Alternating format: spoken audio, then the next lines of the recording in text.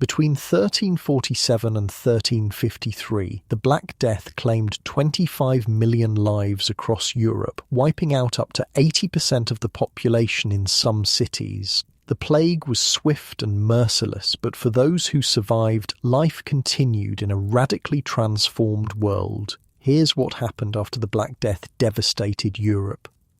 Hey, quick thing before we start. If you actually listen to these regularly, hit like or subscribe. I always wonder where everyone's at, so comment your city and what time it is. Weird to think some of you are having breakfast in London while I'm recording this at night here in the States. Alright, let's head back to Europe in the aftermath of the Black Death. Trust me, it's going to be quite a ride. But first, get comfortable. Seriously. Adjust those pillows, pull up that blanket, because where we're going, you're going to want to be cozy. Your eyes open to darkness. The straw mattress beneath you is damp from the night's moisture that seeps through the walls of your small home. For a moment, everything feels normal. That familiar, scratchy texture against your skin, the smoky smell from last night's fire, the distant sound of a rooster. Then it hits you. The silence. No voices in the street. No clanging of the blacksmith's hammer. No children laughing or crying. Just nothing. You're probably wondering, wait, how unusual would this really be? Well, imagine your neighborhood completely empty except for maybe every fifth house. That's what we're talking about here. You rise and step onto the packed dirt floor, cold against your bare feet. Not like your warm carpet or wood floors today. Medieval floors were usually just compressed earth, sometimes covered with rushes or straw that wouldn't be changed for months. Yeah, not exactly the pinnacle of hygiene, which didn't help with the whole plague situation. I spent way too long researching medieval sleeping arrangements for this. Turns out most people slept on simple straw mattresses, often with their whole family and even animals nearby for warmth. Privacy? Not a concept they were familiar with, and these weren't memory foam mattresses. Just sacks stuffed with whatever was available. Straw, hay, sometimes wool if you were lucky. As you step outside, the morning sun illuminates a village transformed. The blood-red sunrise feels appropriate somehow. Down the lane where the baker's shop once filled the air with the smell of fresh bread, the door hangs open. No one has been there for weeks. The baker and his entire family gone. In your head, you're thinking, is anyone even left? The rational part of your brain knows there must be others, but the emotional part feels utterly alone in this moment. You make your way to the village centre. Before the plague, this would have been bustling with activity. Merchants setting up for the day, villagers drawing water from the well, church bells calling people to morning prayer. Now, the well sits untouched, the church door closed. The silence is broken only by the occasional bird or the wind rustling through empty market stalls. "Hello," you call out, your voice sounding foreign even to yourself. "Is anyone there?" There's a shuffle from a nearby house and an old woman appears, her face gaunt and suspicious. She's carrying a small bundle of herbs, rosemary, thyme, lavender, clutched tightly to her nose. "Stay back," she says, eyeing you cautiously. "You got the sickness?" The sickness. That's what many called it. Others called it the Great Mortality, the Pestilence, or the Great Plague. The term Black Death wasn't actually used until centuries later.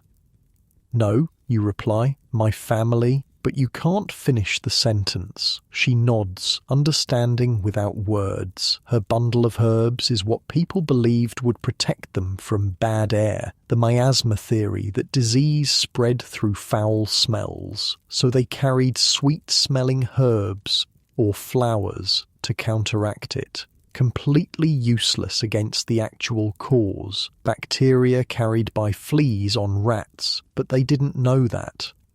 "The priest is collecting the dead," she says flatly. "They're digging a pit outside the village, a mass grave." The normal burial customs had broken down completely. One Florentine chronicler wrote about how burial shrouds shot up to 10 times their normal price. And even then, there weren't enough people to dig individual graves. Bodies were piled in great pits, often with little or no ceremony.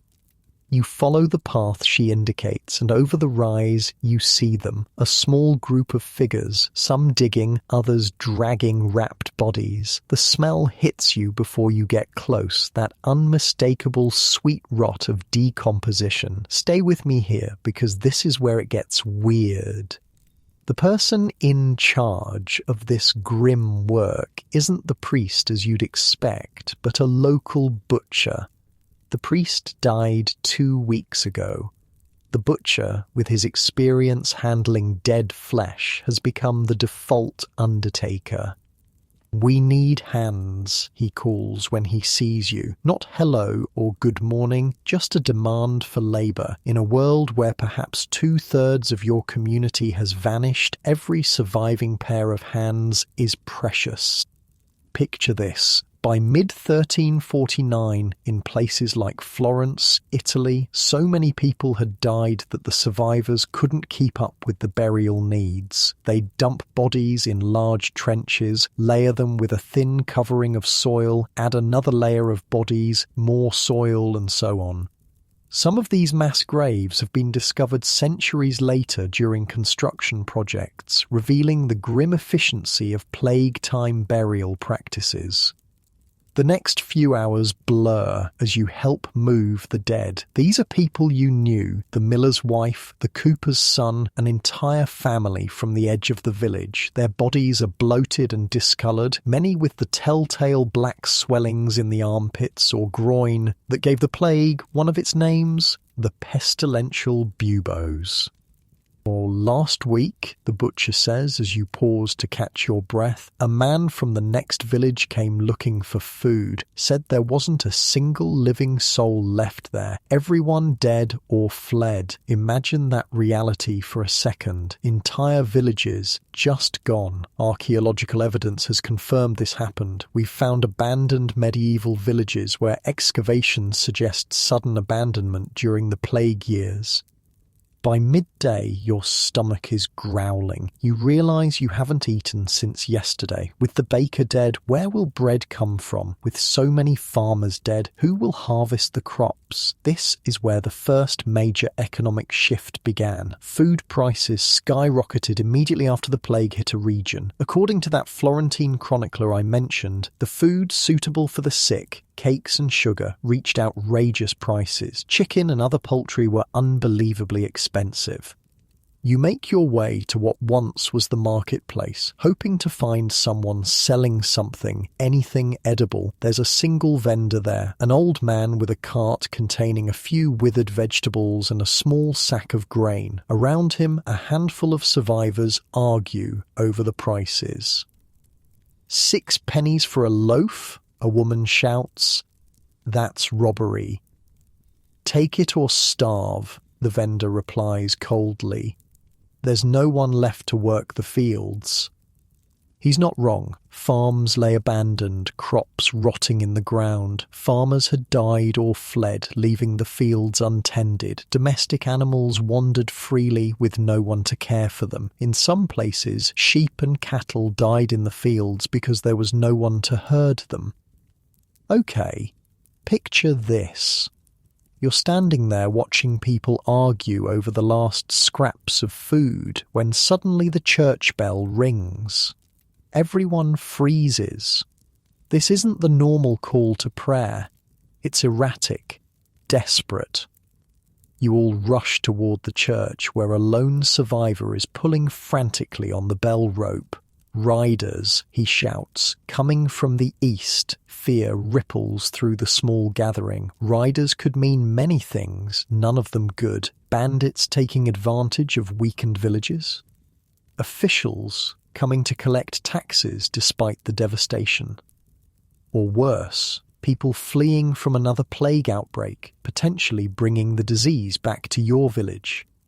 The small crowd debates what to do. Some want to hide, others to stand their ground. In your head, you're screaming, "This is how I die, either by bandits or by plague." But before a decision can be made, the riders appear at the village edge. It's the Lord's son, returned from a nearby town with several armed men and a wagon of supplies. His father, the local lord, died of the plague months ago.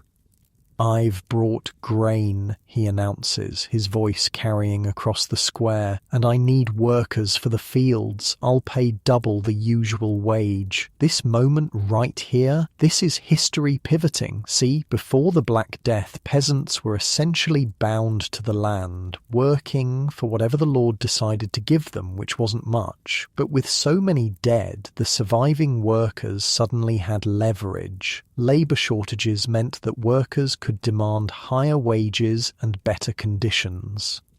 The young lord continues, "I need 10 strong people to prepare the fields for planting, 10 pennies a day each." A murmur runs through the crowd. 10 pennies is an unheard of wage. Before the plague, you might have earned 2 pennies for a full day of backbreaking labour.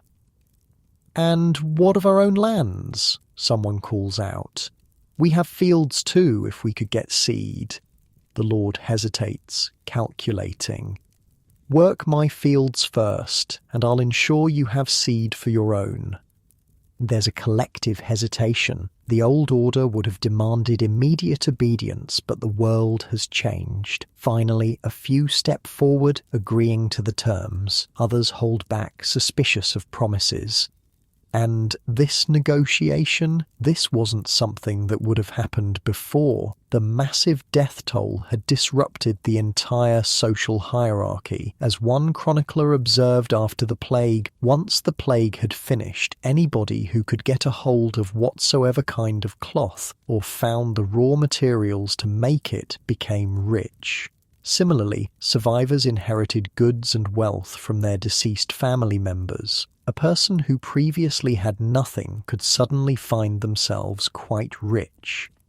You spend the afternoon helping distribute grain from the Lord's wagon. As the sun begins to set, you return to your empty home. The silence still unnerves you, but there's something else now, a strange sense of possibility. What was once your parents' home is now yours. The tools your father crafted are now yours to use or sell. The small plot of land, while not much, is still more than you ever expected to own. As you light a small fire in the hearth, you consider the day. 24 hours ago, you were overwhelmed by grief and shock. Now, there's still grief. That won't fade for years, maybe never. But there's also something unexpected, opportunity. Because here's the twist. While the Black Death was unquestionably one of the worst disasters in human history, killing millions and leaving survivors traumatized, it also accidentally created opportunities that wouldn't have existed otherwise. Land became available. Wages increased. Social mobility became possible in a way it hadn't been before. This isn't to say things were suddenly great. They weren't. The psychological toll was immense. Petrarch, an Italian poet who lived through the plague, wrote to his brother, "I would, my brother, that I had never been born, or at least had died before these times." He doubted that people of the future, that's us, could possibly understand their suffering. You lie back on your straw mattress, so different from your comfortable bed today. The emptiness of the house presses in on you. Before the plague, you would have been crowded in with parents, siblings, maybe grandparents or other relatives. Now it's just you. As you drift towards sleep, you wonder what tomorrow will bring in this new, emptier world. Will more survivors emerge from hiding? Will the crops be planted in time? Will the plague return? Unlike your peaceful bedroom tonight, with its security and comfort, a medieval survivor of the Black Death would fall asleep each night with profound uncertainty about the future. Yet despite that uncertainty, life would continue. And as we'll see tomorrow, the social fabric of Europe wouldn't just recover, it would transform completely. The grief and horror of mass death would gradually give way to something unexpected, a social revolution that would help pave the way for the modern world. But that's a story for another part of our journey. The second morning after the plague feels different. There's a strange energy in the air. Not hope exactly, but something shifting. You step outside to see a few more people in the village square than yesterday. Some faces you recognize, others are strangers who've wandered in from neighbouring settlements where they were the only survivors. The Lord's Son is organising workers for the fields, still offering those unheard-of wages. But today, something unexpected is happening. A well-dressed man you've never seen before is arguing with him, loudly. "This is my land now," the stranger insists, waving a piece of parchment. "My cousin died with no heirs. I have the legal right." The Lord's Son looks ready to draw his sword. "Your cousin was my father's tenant. This land belongs to my family." And here we see another weird side effect of the plague. Property disputes were absolutely everywhere. When people died without clear heirs, distant relatives showed up making claims. Court records from the years after the plague are packed with inheritance cases. Imagine a family tree being pruned so severely that branches that never expected to inherit anything suddenly had legal claims. A crowd gathers to watch the argument. Next to you, an old farmer spits on the ground. Let them fight over it. Meanwhile, who plants the crops? We'll all starve by winter. He's not wrong. While the nobility and emerging merchant class fought over who owned what, practical matters, like food production, hung in the balance. You can inherit all the land in England, but if nobody's growing food, what good is it? "You worked for the old lord, right?" asks a woman beside you, a child clutching her skirt. "Will you work the fields again?" You hesitate. Before the plague, you'd have had no choice. But now there are options. 10 pennies is good wage, you say, testing the waters. "The tanner in the next village is offering 12, she replies casually, "for anyone who can help him process hides. He lost both his apprentices." Okay, freeze this moment right here. This conversation, this casual mention of shopping around for better wages, this was revolutionary. Before the plague, most peasants were tied to the land through serfdom or other obligations. The idea of just picking up and going somewhere for better pay? Unthinkable for most, but the massive labour shortage changed everything. Meanwhile, the Lord and the newcomer are still arguing. The Lord's Son finally shouts, "We'll take this to the King's Court." The stranger laughs. The King's Court, half the judges are dead, and the other half have fled London. Who's going to hear your case? He's got a point. The legal system, like everything else, had collapsed in many areas. Records from this period show court sessions cancelled, delayed for months or years, or conducted with whoever happened to be available rather than proper officials.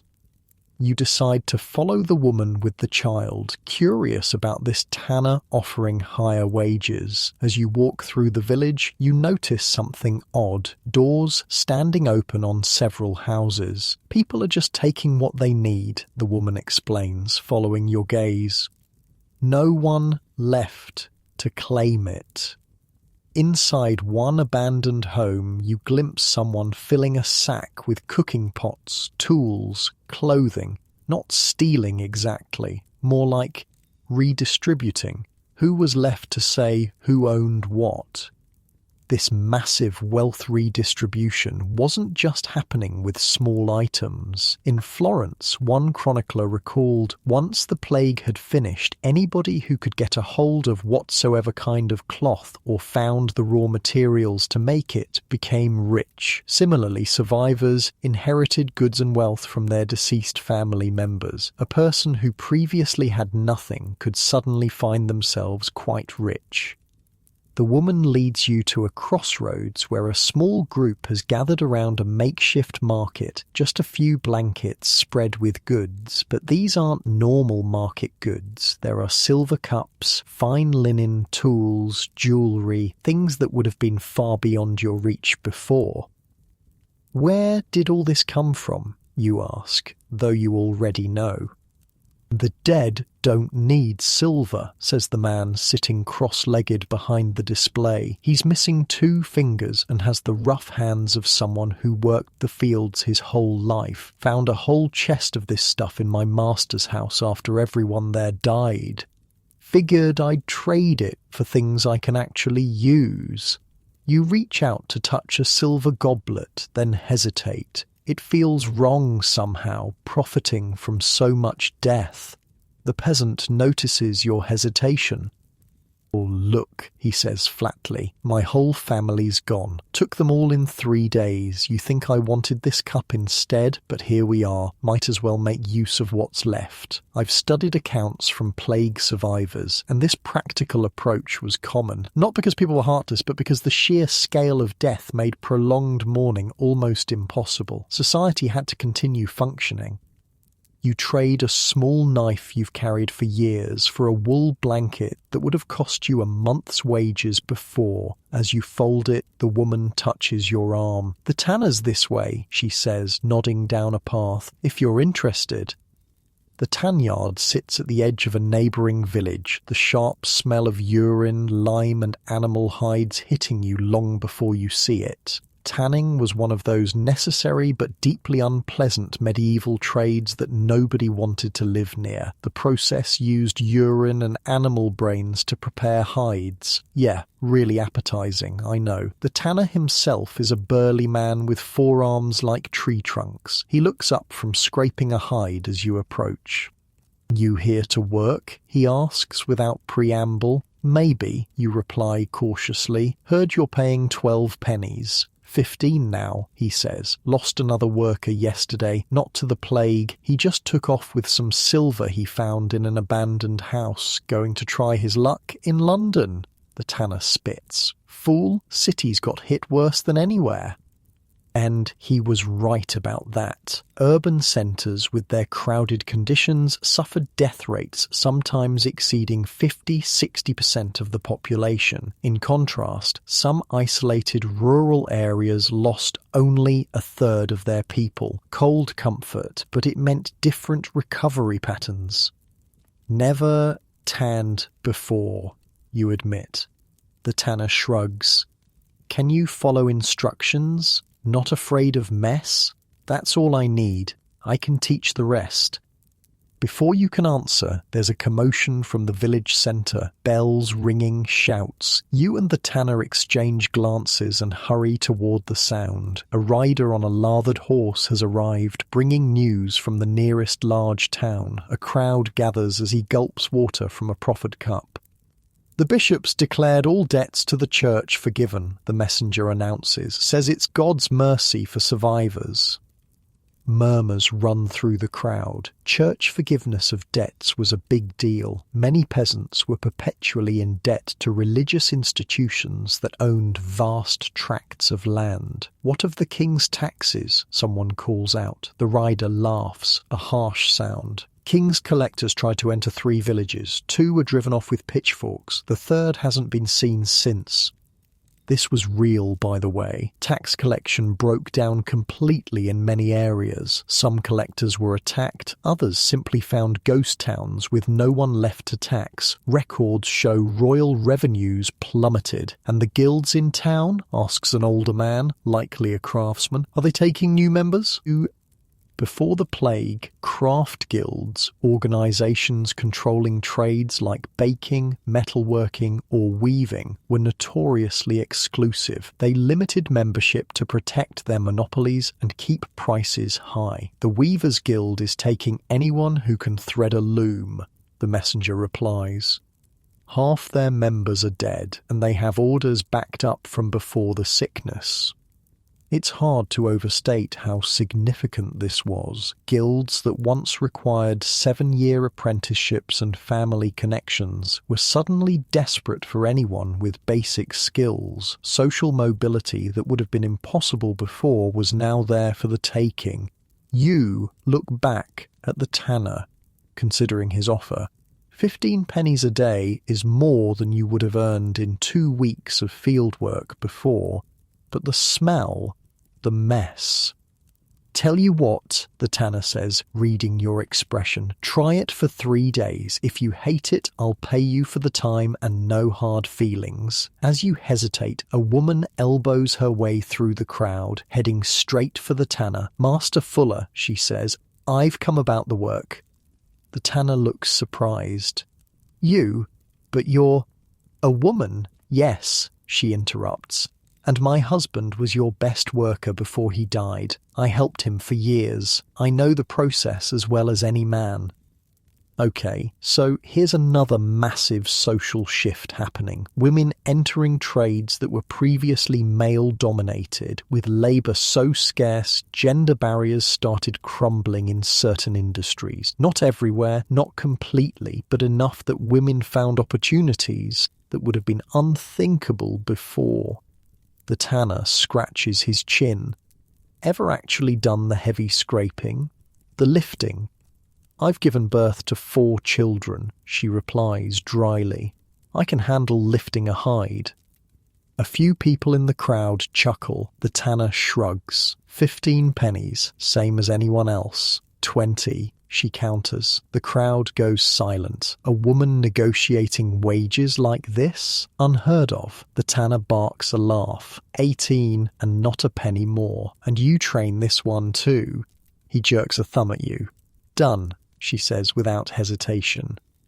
And just like that, you've become an apprentice tanner with a woman as your teacher, being paid more than skilled craftsmen made before the plague. The old world truly was gone. As the crowd disperses, the messenger continues sharing news. Towns are offering citizenship to any skilled worker who will settle there. Landlords are reducing rents to keep tenants. Merchants who once dealt only in luxury goods for the wealthy are now selling to anyone with coin.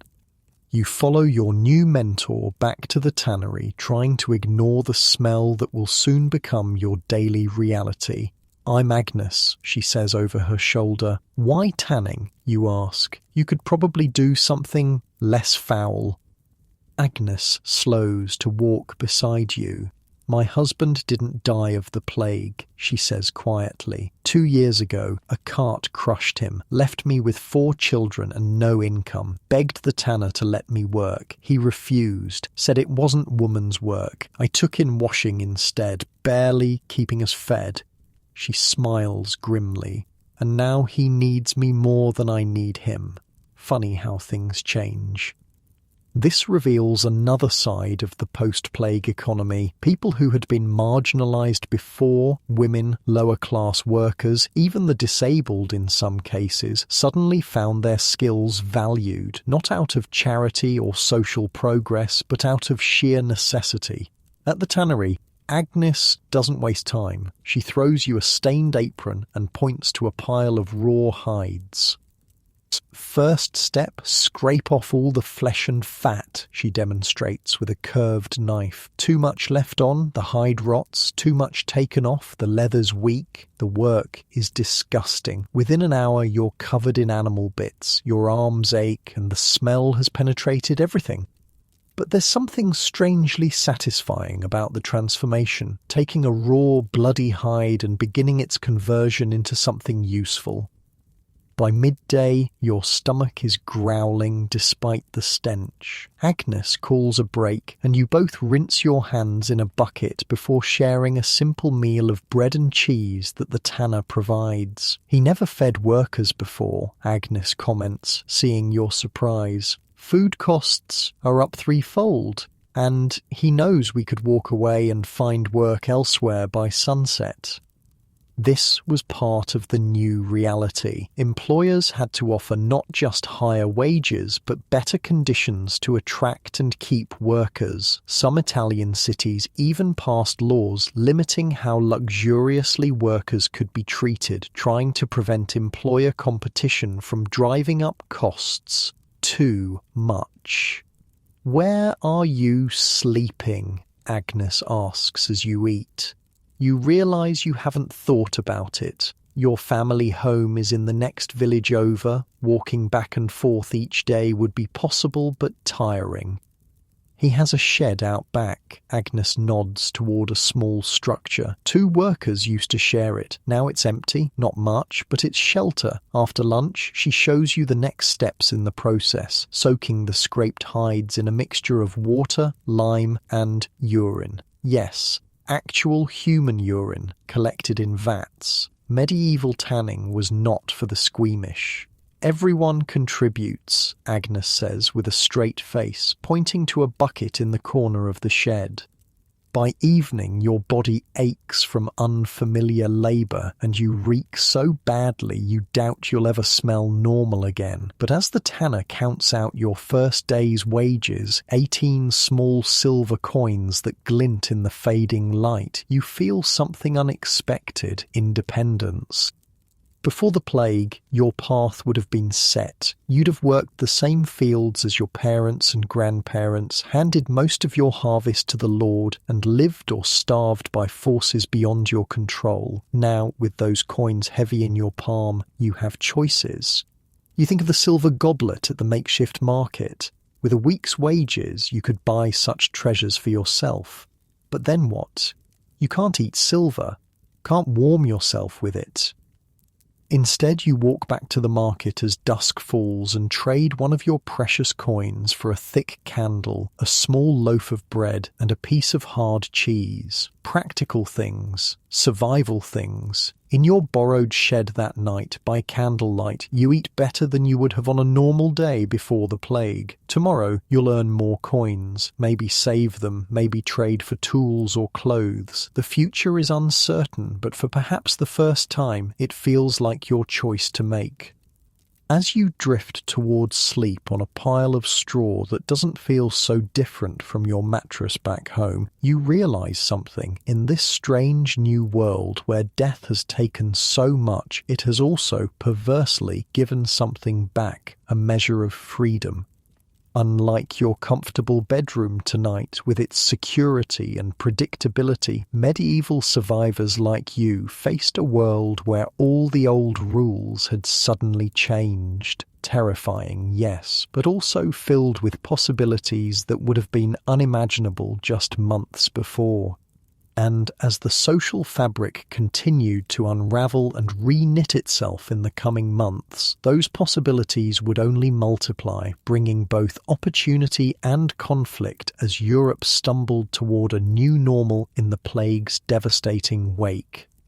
3 months into your new life as a tanner's apprentice, and the stink doesn't even bother you anymore. Agnes says that's how she knows you've become one of them. When you stop noticing the smell, everyone else still gives you a wide berth when you walk through the village, though. "It's better than perfume these days," Agnes jokes as you both scrape hides under the summer sun. "Nobody wants to get close enough to give you the plague." She's not entirely wrong. People have developed strange ideas about how the disease spreads. Some believe it travels through bad smells, the miasma theory, while others are convinced it's carried in looks or breath. The stench of the tannery might be repulsive, but at least it keeps people at a distance. The tannery has been busy. With so many people dead, there are more cattle per survivor, which means more hides to process. Your hands have grown calloused, your arms stronger, and your coin purse heavier. "Master Fuller," calls a voice from the road. A well-dressed man on horseback, clearly a merchant of some kind, approaches with a handkerchief held to his nose. The tanner straightens, wiping his hands on his apron. "I?" I need 50 good leather hides by month's end for saddles and harnesses, the king's requisitioned horses for his French campaign, and there's good money for those who can outfit them. 50? The tanner scratches his chin. That's a tall order. Got just 4 workers now. The merchant eyes you and Agnes. 4? You're counting the woman? Agnes straightens, knife in hand. I finished more hides last week than the 2 men combined. I've read accounts where women who stepped into traditionally male roles during the labour shortage faced exactly this kind of scepticism, but the economic reality eventually forced even the most traditional minds to adapt. The merchant looks doubtful, but turns back to Master Fuller. 50 hides, 6 shillings each. The tanner nearly chokes. 6? The price was 4 before the death. Take it or leave it. Every tanner for 20 miles is getting the same offer. After the merchant leaves, Master Fuller calls everyone together. 4 of you now. You, Agnes, a teenage boy who started last month, and a grey-haired man who'd been a farmer until his entire family died. We can do 50 hides in a month, the tanner says, but we'll need to work from sunrise to sunset. I'll pay you each 25 pennies a day. Agnes crosses her arms. 30. 28, he counters immediately. And Sundays off, adds the older man, for church. The tanner sighs. Fine, 28 pennies and Sundays free, but we start at dawn tomorrow. Once he walks away, Agnes nudges you. Before the plague, he'd have laughed at us for even suggesting higher wages. Now he bargains like we're equals. This was happening everywhere. A Suffolk landowner complained in his journal that workers become so rebellious that the master fears his servant more than the servant his master. Can you imagine how radical that shift must have felt to people who had lived their entire lives in a rigid hierarchy? By late summer of 1350, about 3 years after the plague first hit Europe, something remarkable was happening across the countryside. Peasants weren't just earning more, they were living better. You see it in your own life. With your wages, you've moved out of the shed into a small but solid cottage whose previous owners all died. You've bought a real bed with a stuffed mattress instead of sleeping on straw. Your meals include meat several times a week, something unheard of for common folk before. On your next free Sunday, you walk to the village church. The building seems too large now for the smaller congregation. The new priest, the 3rd since the plague, the first 2 having died, is a young man with a nervous manner. He was rushed through his training to fill the desperate shortage of clergy. Brothers and sisters, he begins, his voice cracking slightly. Let us pray for those still suffering from God's great punishment. An old woman near the front stands up. If it's God's punishment, why did he take my innocent grandchildren and not sinners like the tax collector or the Lord's bailiff? They survived without a mark. The priest stammers, God's ways are mysterious. Mysterious, another voice calls out. Was it mysterious how the Jews poisoned the wells to spread the disease? This awful rumour had spread across Europe, leading to horrific persecution of Jewish communities. In some places, entire Jewish populations were murdered by mobs looking for someone to blame. There is no evidence of well poisoning, the priest says, with surprising firmness. The Pope himself has said as much. Then why did the plague spread along trade routes? Someone else demands. It followed where people travelled. This observation was actually quite astute. The disease did indeed follow human movement patterns, though not because of deliberate poisoning, but because the rats and fleas carrying the bacteria travelled with human cargo. After the service, people linger in small groups outside the church. You overhear snippets of conversation. The miller's charging triple what he did before. Can't get decent cloth anymore. All the best weavers died. My cousin's gone to London, says a craftsman can name his price there. The world has turned upside down. Things that were once cheap are now expensive. Jobs that were once scorned are now sought after. People who once had no options now have choices. You spot Agnes talking with several women and join their circle. Telling him I won't marry unless I can keep my job at the tannery, Agnes is saying, and my own wages. And what did he say to that? Asks a younger woman, eyes wide. He agreed, Agnes laughs. Can you imagine? Before the death, he'd have just found another woman. Now, she shrugs. Men need wives more than wives need husbands these days. It wasn't just economic power shifting. Social relationships were changing too. With so many widows and widowers, new marriages were forming with different expectations. Women who had proven they could support themselves weren't so quick to give up that independence. As you walk back from church, you pass the manor house where the Lord's son, now the Lord himself since his father's death was confirmed, is overseeing renovations. The windows are being enlarged, glass is being installed, even the nobility is living differently now. A group of labourers sitting in the shade, taking a break from the construction, wave you over. Tanner, one calls out. Come tell Martin here what you're earning these days. You hesitate, then share your daily wage. The workers whistle appreciatively. See, the first man says to his companion, and he's just an apprentice. I told you we should ask for more. The Lord will never agree, Martin replies. Then we all walk off the job, shrugs the first man. See how fast his fancy windows get finished then.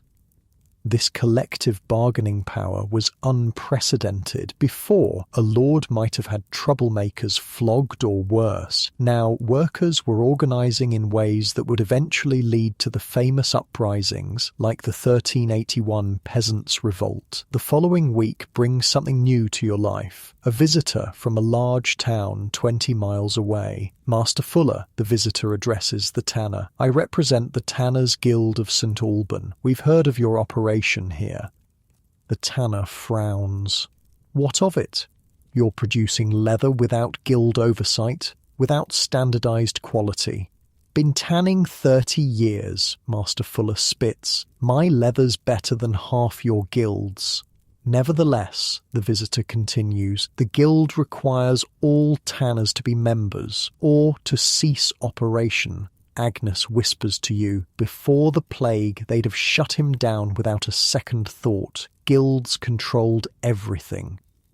Master Fuller laughs. And if I tell you to go back to your guild and kiss my arse, the visitor's face reddens. The guild has authority. Half your guild is dead, the tanner interrupts, and I hear the rest can't keep up with demand. You need me more than I need you. The visitor changes tactics. Join the guild and we'll ensure no one undercuts your prices. We set the rates for all members. And the membership fee? Or normally £5, the visitor says, but given the circumstances, we could reduce it to £2. Master Fuller considers this, £1, and I keep my current workers without them needing guild approval. They haggle a while longer before reaching an agreement. After the visitor leaves, you ask, why join at all? You said yourself they need you more than you need them. For now, the tanner nods. But times change. Better to have a say in the guild than fight it forever. Besides, he grins, now we can charge guild prices. By autumn of 1350, another change becomes apparent. People are obsessed with avoiding disease. New daily rituals have emerged that would have seemed strange before the plague. You see it when trading in the village market. People hold fragrant herbs to their noses while shopping. They avoid touching hands when exchanging coins. Many wear small pouches of sweet-smelling herbs around their necks. Plague amulets, they're called. It keeps away the bad air, explains a woman selling these pouches. Rosemary, mint, lavender, and wormwood. Wear it at all times. You've noticed Agnes wearing one, though she seems embarrassed when you point it out. can't hurt," she mutters. "My neighbour swears they work. Her whole street died except for those with the herbs." Of course, this was pure coincidence. The herbs did nothing against the real cause of plague. But in a world without modern medicine, people desperately grabbed onto anything that seemed to offer protection. Other new habits have emerged too. People boil water before drinking it. They burn the clothing of the dead instead of reusing it. They quarantine newcomers to the village for days before allowing them to mix freely. Some of these practices, though based on flawed understanding, accidentally did help reduce disease transmission. Boiling water kills many pathogens. Burning contaminated clothing eliminates flea habitats. Quarantine can prevent contagion spread. Through tragic trial and error, medieval people were developing public health measures that actually worked.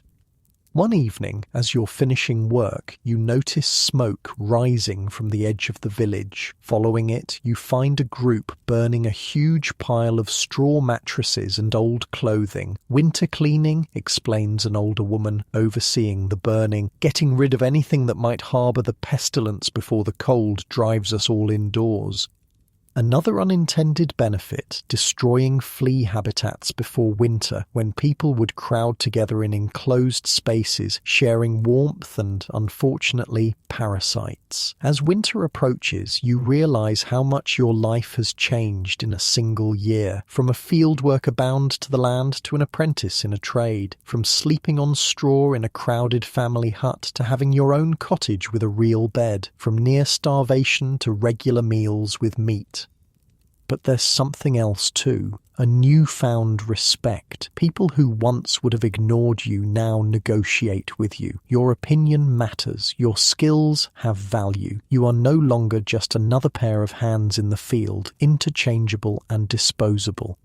One cold November evening, you're sitting in the village alehouse, another luxury you can now afford, when the newly installed bailiff enters. Before the plague, the bailiff was the Lord's enforcer, often feared and resented. This one looks barely older than you, thrust into the role by necessity.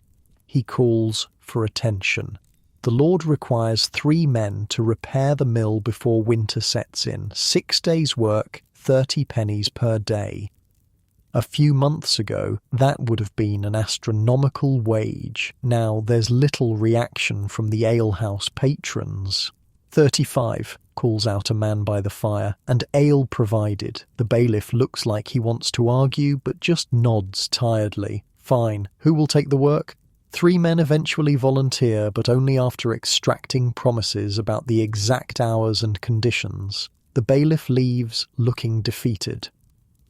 "Saw the old lord turn a man's bones to jelly for talking back like that," comments an older patron after the bailiff leaves. "Now they're practically begging us to work." Agnes, who has joined you for a drink, leans in. "It won't last," she says quietly. "The nobles and merchants, they're not going to accept this new order forever. They'll find a way to push us back down." She's more right than she knows. Even as you enjoy your new status and comfort, forces are already working to restore the old hierarchies. In England, the first labour laws freezing wages will be enacted in 1351. In France, similar attempts to control labour costs are being implemented. But for now, in this strange window between the plague's devastation and the elite's reassertion of control, ordinary people are experiencing something rare: leverage. Later that night, returning to your cottage, you notice how different the village looks, not just because of the empty houses or the fewer people, but because of the improvements. Homes that once were simple wooden structures are being rebuilt with stone foundations. Windows that once were just openings covered with shutters now have oiled paper or even glass. People are using their new wealth to live better. Inside your own home, you light a candle. Beeswax, not tallow, another small luxury you can now afford. The mattress on your bed is stuffed with wool rather than straw. A copper pot hangs by the fire instead of a clay one. These material improvements might seem small from our modern perspective, but they represented significant quality of life changes. Better housing meant warmer, drier living conditions. Better bedding meant better sleep and fewer parasites. Better cooking implements meant more nutritious food preparation. All these improvements added up to something significant. People were living longer, not dramatically longer. Medieval life was still harsh by our standards, but the survivors of the plague who managed to avoid subsequent outbreaks often lived healthier lives than their pre-plague ancestors, simply because they had access to better nutrition and living conditions. As you drift towards sleep, you reflect on the strange paradox of your time, a world devastated by death, yet offering more opportunity for the living than ever before. Your wool-stuffed mattress is nothing compared to your comfortable modern bed, but compared to the straw pile you slept on a year ago, it feels like luxury. The next day will bring new challenges and opportunities as society continues to transform around you. The old world is gone, swept away by the plague's devastation. What replaces it is still forming, still malleable, and for the first time, people like you have a say in shaping it. Spring has arrived, bringing with it a strange tension to the village. It's been nearly 2 years since the plague swept through, and life has settled into new patterns. You've become skilled at tanning, earning wages that would have been unimaginable before. Agnes is now officially the tanner's wife, though she insisted on keeping her position and her own earnings. But something's shifting. You feel it first in small ways. Whispers in the marketplace, nervous glances when wages are discussed. Then one morning, the village crier arrives with a proclamation. Hear ye, hear ye. His voice carries across the village square. By order of our sovereign Lord King Edward, the following laws are now in effect throughout England. A crowd gathers quickly. Royal proclamations aren't common events in small villages. All labourers, craftsmen and servants, the crier continues, reading from a scroll, shall accept the same wages and terms as were paid in the year 1346, before the great mortality. A murmur ripples through the crowd. 1346 wages, that's less than half what most people are earning now. Furthermore, the crier raises his voice over the growing noise. It shall be illegal for any able-bodied man or woman to refuse suitable work when offered. Those violating these laws shall be fined or imprisoned. The crowd erupts. Someone throws a turnip at the crier, who ducks and continues reading even louder. These laws are enacted for the common good, to prevent the realm from falling into ruin due to excessive wages and idle hands. What you're witnessing is the Statute of Labourers, enacted in 1351. It was a direct response by the ruling class to the economic changes we've been following. Landowners, nobles, and wealthy merchants were horrified by rising wages and workers' new mobility. This law was their attempt to turn back the clock to before the plague. As the crier finishes and hurries away, the village explodes in angry conversation. They can't enforce this, a carpenter declares. Who's going to make me work for half my worth? The king's sheriffs, you idiot, replies a woman clutching a basket, and they'll throw you in a cell if you refuse. Master Fuller pushes through the crowd toward you and Agnes. His face is thunderous. Back to the tannery, now. Once you're back at the workshop, away from prying ears, he paces in agitation. This is bad, very bad. You're not actually going to cut our wages, are you? Agnes asks directly. The tanner runs a hand through his thinning hair. Not if I can help it, but they've appointed enforcers in every county. They'll be checking guild records, questioning workers. So what do we do? You ask. He thinks for a moment. On paper, you'll be paid the old wage rates, but... He lowers his voice, though there's no one else around. I can provide your meals. A cart of firewood might appear by your cottage each week. A winter coat might be a gift, not payment. This kind of under-the-table compensation became common. Employers who valued their workers found ways around the wage freezes. Some provided housing, food, or goods in addition to the mandated lower wages. Others simply ignored the law when they could get away with it. But the authorities were serious about enforcement. 2 weeks later, you see that seriousness firsthand.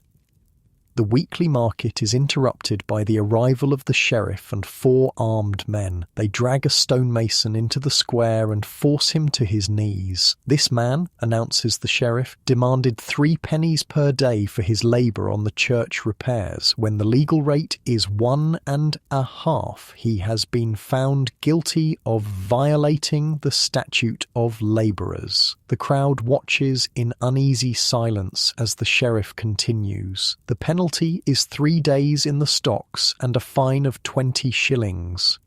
The mason is forced into the wooden stocks at the edge of the square, his head and hands locked into the uncomfortable restraints where he'll remain exposed to the elements and public humiliation. Let this be a warning, the sheriff calls out. The king's law will be enforced.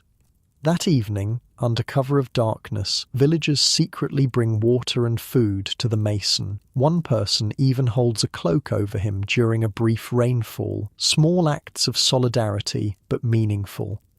When the sheriff's men aren't around, people discuss the situation openly. The nobles are terrified, explains an old merchant who travels between villages. They've lived their whole lives with peasants under their thumb. Now that we have some leverage, they're using the king's power to crush us. Can they really turn everything back to how it was before? Someone asks. The merchant snorts. They can try, but there are fewer workers now, and that's a fact they can't change with any law. He's right. The fundamental economic reality, a drastically reduced workforce, couldn't be erased by legislation, but the ruling class had centuries of experience maintaining control, and they were using every tool at their disposal. A month after the proclamation, the tanner calls everyone together again. The guild has been ordered to keep detailed records of all workers and their wages, he explains grimly. Inspections will be random. Anyone found receiving extra compensation will be fined, along with their employer. So our arrangement, you begin, has to stop, he finishes, looking genuinely regretful. They're watching too closely now. Just like that, your income is cut in half. The comfortable life you've built begins to crumble at the edges. The small luxuries go first. No more meat with every meal, no more fine candles. Then larger sacrifices follow. You have to give up the cottage you were renting and move back to the tanner's shed to save money. You're not alone in these reversals. Across the village, people who had begun to improve their circumstances find themselves pushed back down. The brief window of opportunity seems to be closing, but humans are remarkably adaptable, especially when motivated by self-interest. New forms of resistance emerge. Need a hand with that garden? Asks a farmer's widow one evening as you're struggling to dig a small plot behind the tannery shed. I can't pay you, you admit. Didn't offer it for coin, she replies, but I've got more turnips than I can eat, and that leather vest you're making looks about my size. Bartering becomes the new currency, direct exchanges of goods and services that bypass the regulated wage system. It's technically against the spirit of the law, but harder to track and punish than straightforward wage violations. Other forms of resistance are less subtle. Work slowdowns become common. If you're being paid half what you're worth, why work at full speed? Taking your time with those hides, Agnes observes one afternoon as you methodically scrape at a pace that would have earned you a scolding months ago. Worth half the pay, half the effort, you reply. She glances around to ensure no one's listening. Just be careful, the master's under pressure from the guild. They've started finding workshops that don't meet quotas. This pressure creates tension between workers and employers, both of whom are caught in a system neither created. Master Fuller, once reasonably fair in his dealings, grows snappish and demanding as guild expectations increase while his workforce's motivation decreases. "I could have you replaced," he threatens after finding you taking an unauthorized break. "With who?" you challenge, knowing that even with reduced wages, workers are still scarce. Good luck finding someone who knows how to prepare the lime pits properly. It's a dangerous game of chicken. You need the work, however poorly paid. He needs your skills, which would take months to replace. Neither can afford to break completely with the other. The situation in cities is even more volatile. When a travelling peddler visits the village, he brings news from London. The guilds there have hired thugs to intimidate workers, he tells the crowd at the alehouse. Anyone suspected of accepting higher than legal wages gets a midnight visit. Men have been beaten, workshops vandalised. And how are people responding? Someone asks.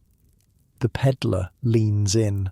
Workers are organising too. Secret meetings, codes to identify each other. Some talk of revolt, though that's dangerous talk. He taps his nose meaningfully. The walls have ears these days. Indeed, another development of this period was the rise of informants. Authorities offered rewards for reporting wage violations or worker organisations. Neighbours informed on neighbours, creating an atmosphere of suspicion. One morning, you arrive at the tannery to find Agnes looking pale and worried. "Martin was arrested last night," she says quietly. Martin, the older man who worked alongside you, had become something of a mentor. "What for?" you ask, though you can guess. "Sheriff said he was organising workers, planning to demand higher wages again." She rubs her arms nervously. "They said he'll be made an example." 2 days later, that example is made public. Martin is brought to the village square, his hands bound. The sheriff reads the charges: incitement, conspiracy to violate the labour statutes, insubordination. The punishment is severe: public branding on the face with an F for false, meaning oathbreaker, followed by imprisonment. As they heat the branding iron, the crowd grows restless. There are mutterings, angry glances. For a moment it seems like they might intervene. The sheriff senses it too and calls his men into a tighter formation around the prisoner. The tension builds until one of the wealthier villagers, a merchant who's benefited from lower wages for his workers, steps forward. "If I pay his fine, will you spare the brand and jail?" he offers. The sheriff considers, then nods curtly. Money changes hands, and Martin is released with just a warning. The crowd disperses, crisis averted for the moment. Later, you ask the merchant why he intervened. "Don't mistake me for some champion of workers," he replies frankly, "but a branded imprisoned man produces nothing and buys nothing. Bad for business, and a riot would be even worse." It's a coldly practical answer, but it illustrates something important. The economy still needed to function. Even with the restrictive laws, there was a limit to how far authorities could push before the system itself would break down. This uneasy balance continued through 1351 and 1352. The laws remained, the punishments were real, but on the ground, 1,000 small compromises and adjustments allowed life to continue. Some workers simply moved to areas with less stringent enforcement. You consider this option yourself after hearing that coastal towns are paying double the legal rate for skilled workers, the local authorities turning a blind eye out of practical necessity. "I could go to Bristol," you mentioned to Agnes one day. "Start fresh where no one's watching so closely." And be a stranger with no connections when the next plague outbreak comes, she counters. At least here we have a community, people who'll help each other. She has a point. Despite the economic repression, social bonds have strengthened among survivors. People who lived through the horror of the plague together share a connection that newcomers wouldn't have. By late 1352, 5 years after the plague first appeared in Europe, a peculiar new normal has established itself. On paper, the old hierarchies are reasserted. In practice, a complex web of workarounds and resistance keeps workers from slipping back to their pre-plague status. You see it at the Christmas feast in the village church. The new priest, the nervous young man, has been replaced yet again, leads prayers before the community meal. Looking around, you note how the seating arrangement has subtly changed from years past. Before the plague, the noble family would have been separate, elevated. Craftsmen and peasants would have known their places, rigidly defined. Now, while there's still a hierarchy, the boundaries are blurrier. The Lord's son turned Lord sits only slightly apart. Conversations flow more freely between ranks. Everyone has lost someone. Everyone has had to adapt. The food, too, tells a story. Despite the wage restrictions, ordinary people are eating better than they did before the plague. There's more meat, more varied dishes. With fewer mouths to feed and the same amount of agricultural land, food production per person has actually increased. After the meal, an impromptu dance begins. You find yourself partnered with a merchant's daughter, something that would have raised eyebrows before. As you move through the steps of a circle dance, you catch snippets of conversations from around the room. Thinking of appealing to the king's court? Can't find anyone willing to thatch the roof for the legal wage. Sheriff's been taking bribes to look the other way. Heard there's good land available up north. Each comment reflects the ongoing negotiation between the law as written and reality as lived. The statute of labourers hasn't failed entirely. Wages have indeed fallen from their immediate post-plague highs, but neither has it fully succeeded in restoring the pre-plague order. As the night winds down, you walk back to your shed with a full stomach and conflicted thoughts. Your life is harder than it was a year ago, when wages were at their peak, yet it's still better than it would have been if the plague had never happened. The stars above are brilliant in the winter sky, the same stars that shone down on this land long before the plague and will continue long after everyone now living is gone. From that vast perspective, even the catastrophe of the Black Death is just a moment in time. Terrible, transformative, but ultimately just one chapter in humanity's long story. And that's a comforting thought as you settle onto your straw mattress, so different from your soft bed today. Despite all attempts to freeze time and preserve old power structures, change continues, sometimes visibly in proclamations and punishments, sometimes invisibly in 1,000 small acts of negotiation and resistance. Tomorrow, you'll return to the tannery. You'll work for less than you're worth, but more than your father ever earned. You'll navigate the complex new reality, finding paths between compliance and defiance. You'll survive as humans always have by adapting. And unlike the comfortable certainty of your modern life, medieval survivors lived with daily reminders that nothing was guaranteed. Not health, not status, not even the social order itself. The plague had revealed how quickly everything could change, a lesson none of them would ever forget. 10 years have passed since you first became a tanner's apprentice. You're now a respected craftsman in your own right, having taken over the workshop 3 years ago when Master Fuller died of a winter fever. Agnes still works alongside you, though she's teaching her eldest daughter the trade now too. The world has changed in subtle ways. The initial shock of the plague has faded into memory, though no one who lived through it will ever forget. The desperate labour shortages have eased somewhat as children born after the plague have grown old enough to work. Wages have stabilised at a level lower than the post-plague peak, but still higher than before the pestilence. And something else has changed too, the way people think about disease. You notice it first when news comes that plague has reappeared in a town 30 miles away. Before, such news would have caused panic, with people fleeing in all directions, ironically helping to spread the disease further. This time, the reaction is different. The town council has sealed the gates, explains a merchant who managed to leave just before the quarantine. No one in, no one out, until the pestilence has passed. The whole town? Someone asks. Even the healthy? Everyone, the merchant confirms. They've arranged for food to be left outside the walls, no direct contact with outsiders. This is new. During the first plague outbreak, people fled infected areas, spreading the disease wherever they went. Now, communities are learning to isolate themselves when disease appears. They didn't understand exactly why it worked, but they observed that it did.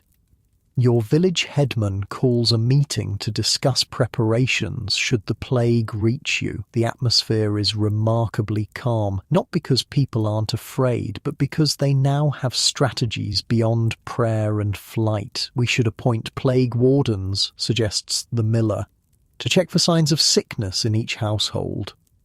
Others nod in agreement. The idea of designated officials monitoring public health was taking root across Europe. Venice had established a permanent health magistracy, what they called a health office, to oversee sanitation and monitor diseases. And we'll need a place to isolate the sick, adds Agnes, away from the village centre. They settle on an abandoned barn at the edge of the village, which will be cleaned and prepared as a pest house, a place where the infected can be kept separate from the healthy. As the meeting breaks up, the local priest approaches you. "I need leather," he says, without preamble. "50.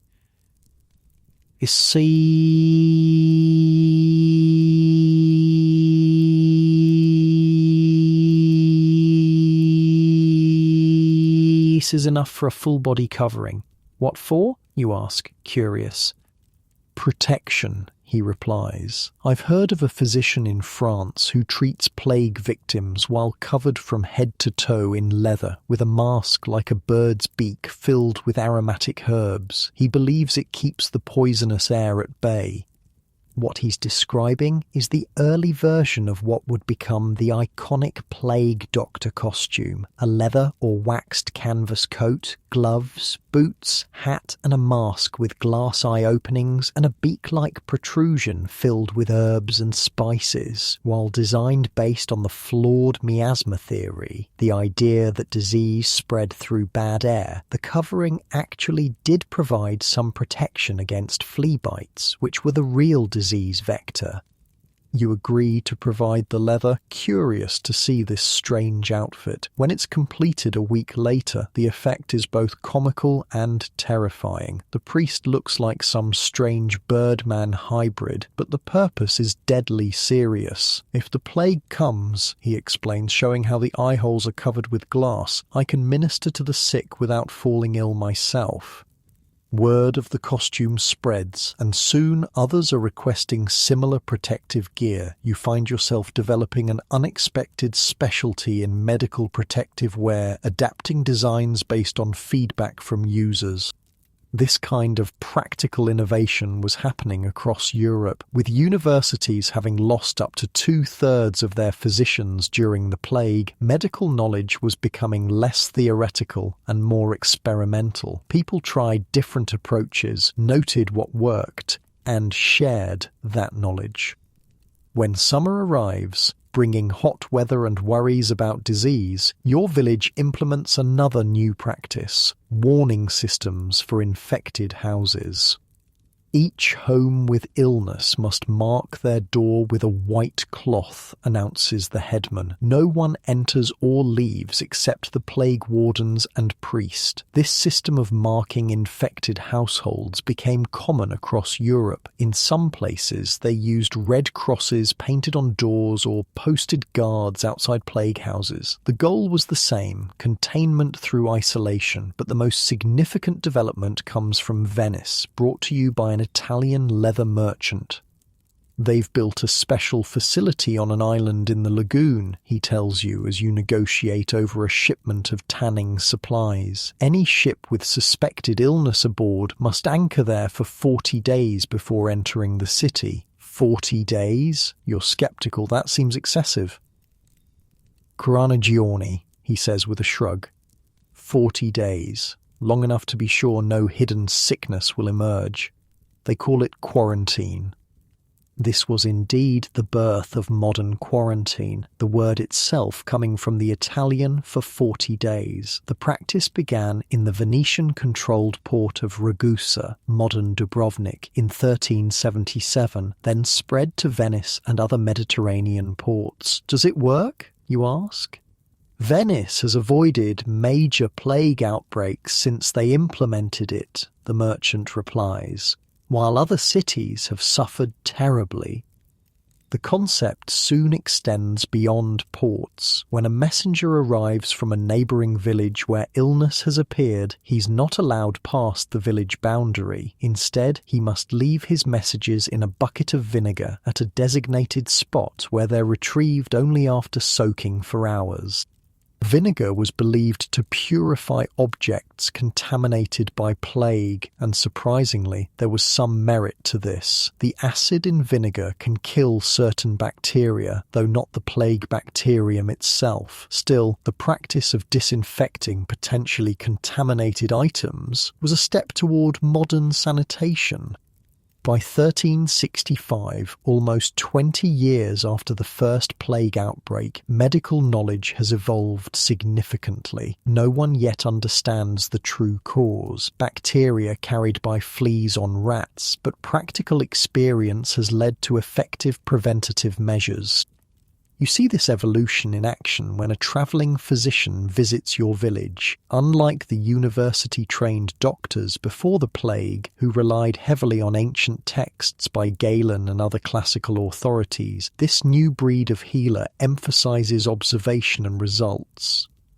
"I don't bleed my patients," he announces, contradicting centuries of medical practice. "I've observed that those who are bled during plague sicken and die faster than those left alone." This kind of empirical approach, based on observation rather than authority, marked a significant shift in medical thinking. The catastrophic failure of traditional medicine during the Black Death had created space for new approaches. The physician shares other observations. Plague seems to strike less often in homes that are kept clean, with few rats and mice. I advise all households to keep cats and to store food in covered containers. Again, without understanding the exact mechanism, people were identifying practices that actually helped reduce disease transmission by limiting contact with plague-carrying rodents. Your own workshop has implemented many of these new practices. Where once scraps and waste accumulated freely, now everything is carefully disposed of. The workshop is swept daily and cats prowl freely, keeping the rodent population in check. One autumn day, a stranger staggers into the village square, clearly ill with fever. Before anyone can approach, the village plague warden intercepts him. "Stay back," he shouts to the gathering crowd. "No one touch him." The sick man is given water and food, but kept isolated in a small hut outside the village. The priest, wearing his leather costume, goes to offer comfort and assess the illness. When he returns, the village holds its collective breath. "Not plague," the priest announces to audible sighs of relief. "A marsh fever, I believe. Still, he should remain apart until recovered." This caution, this systematic approach to potential contagion, represents a profound shift from the pre-plague world, where once disease was seen primarily as divine punishment or bad luck. Now it's treated as something that can be managed through human intervention. Even children's games have changed to reflect this new understanding. You watch your neighbour's children playing in the square one evening. Ring around the rosy, a pocket full of posies, ashes, ashes, we all fall down.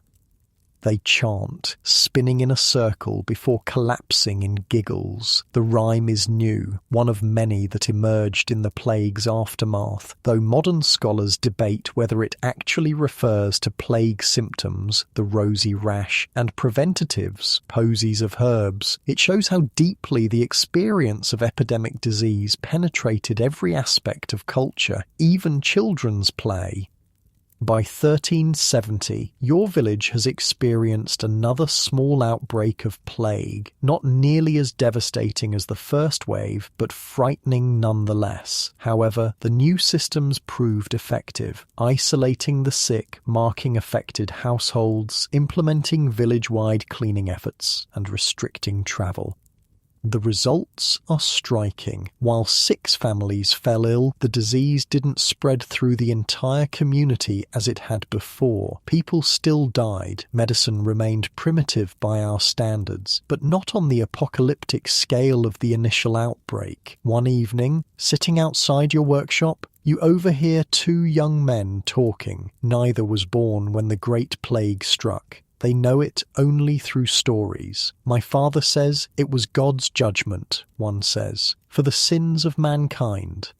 My grandmother says it was poisoned wells, replies the other. She still won't drink from public fountains. You smile slightly at these old explanations, while religious interpretations remain common and conspiracy theories about deliberate poisoning still circulate. Practical knowledge has advanced regardless.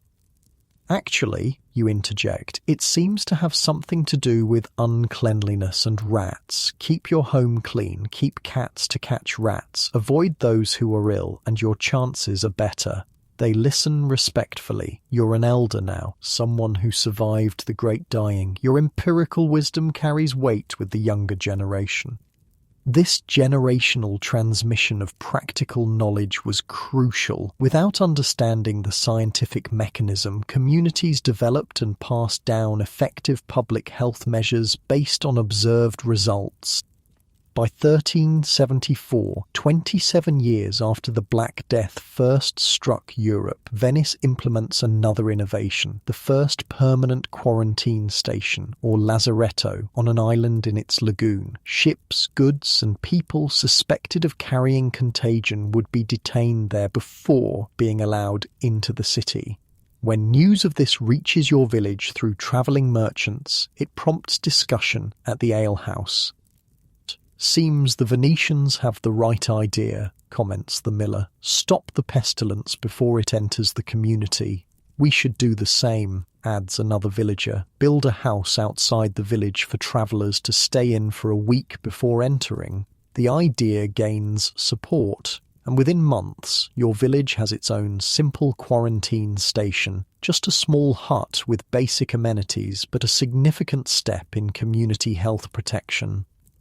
You're asked to provide leather for a special door that can be cleaned easily, and for protective aprons for those who will manage the station. Your trade, once simply about making shoes and saddles, has evolved to include these medical applications. This practical ingenuity characterized the post-plague medical world. Without modern scientific understanding, people nevertheless developed effective strategies through observation, experimentation, and sharing of knowledge.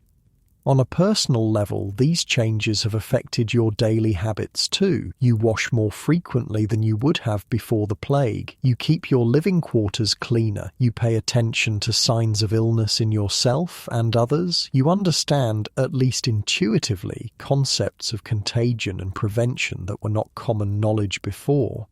One hot summer day, as you're working outside your shop, you notice a man watching you from across the square. There's something vaguely familiar about him, though you can't place him at first. When he approaches, recognition dawns. Martin? You ask uncertainly. It is indeed Martin, the older worker who was arrested for organising labourers over 20 years ago. His hair has gone completely white, and he walks with a slight limp, but his eyes are the same. "Didn't think you'd remember me," he says with a smile. You invite him to sit, offering a cup of ale. He takes it gratefully, explaining that he's been travelling through the region, working where he can. "Things have changed," he observes, looking around the village. "Some things." You agree. Wages never went back to what they were right after the plague, but they're still better than before, and there are fewer people to lord over us. "I meant the plague markers," he clarifies, nodding toward a house with a white cloth tied to the door, not indicating plague itself, but a general illness that warranted caution. "In my father's day, illness was private. Now it's everyone's business." He's identified something profound. The shift from health as a personal matter to a community concern. This public health approach, born of necessity during the plague years, represented a fundamental change in how society approached disease.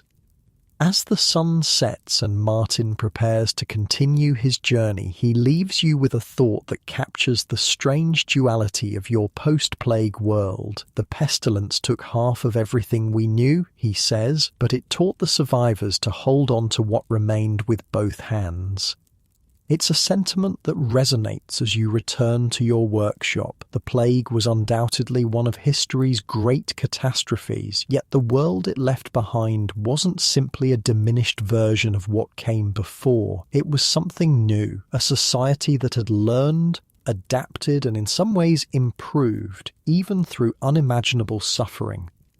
As darkness falls, you close up the tanner's shop and head home. Unlike your medieval counterpart, you'll sleep in a clean, comfortable bed in a world where pandemic disease is largely controllable through the medical knowledge that began developing in those crucial years after the Black Death.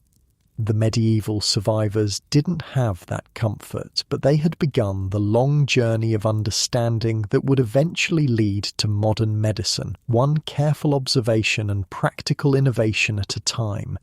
30 years have now passed since the Black Death first swept through Europe. You've grown older, your once dark hair now streaked with grey. The tannery has prospered under your management, and you've trained several apprentices who've gone on to establish their own workshops in neighbouring villages.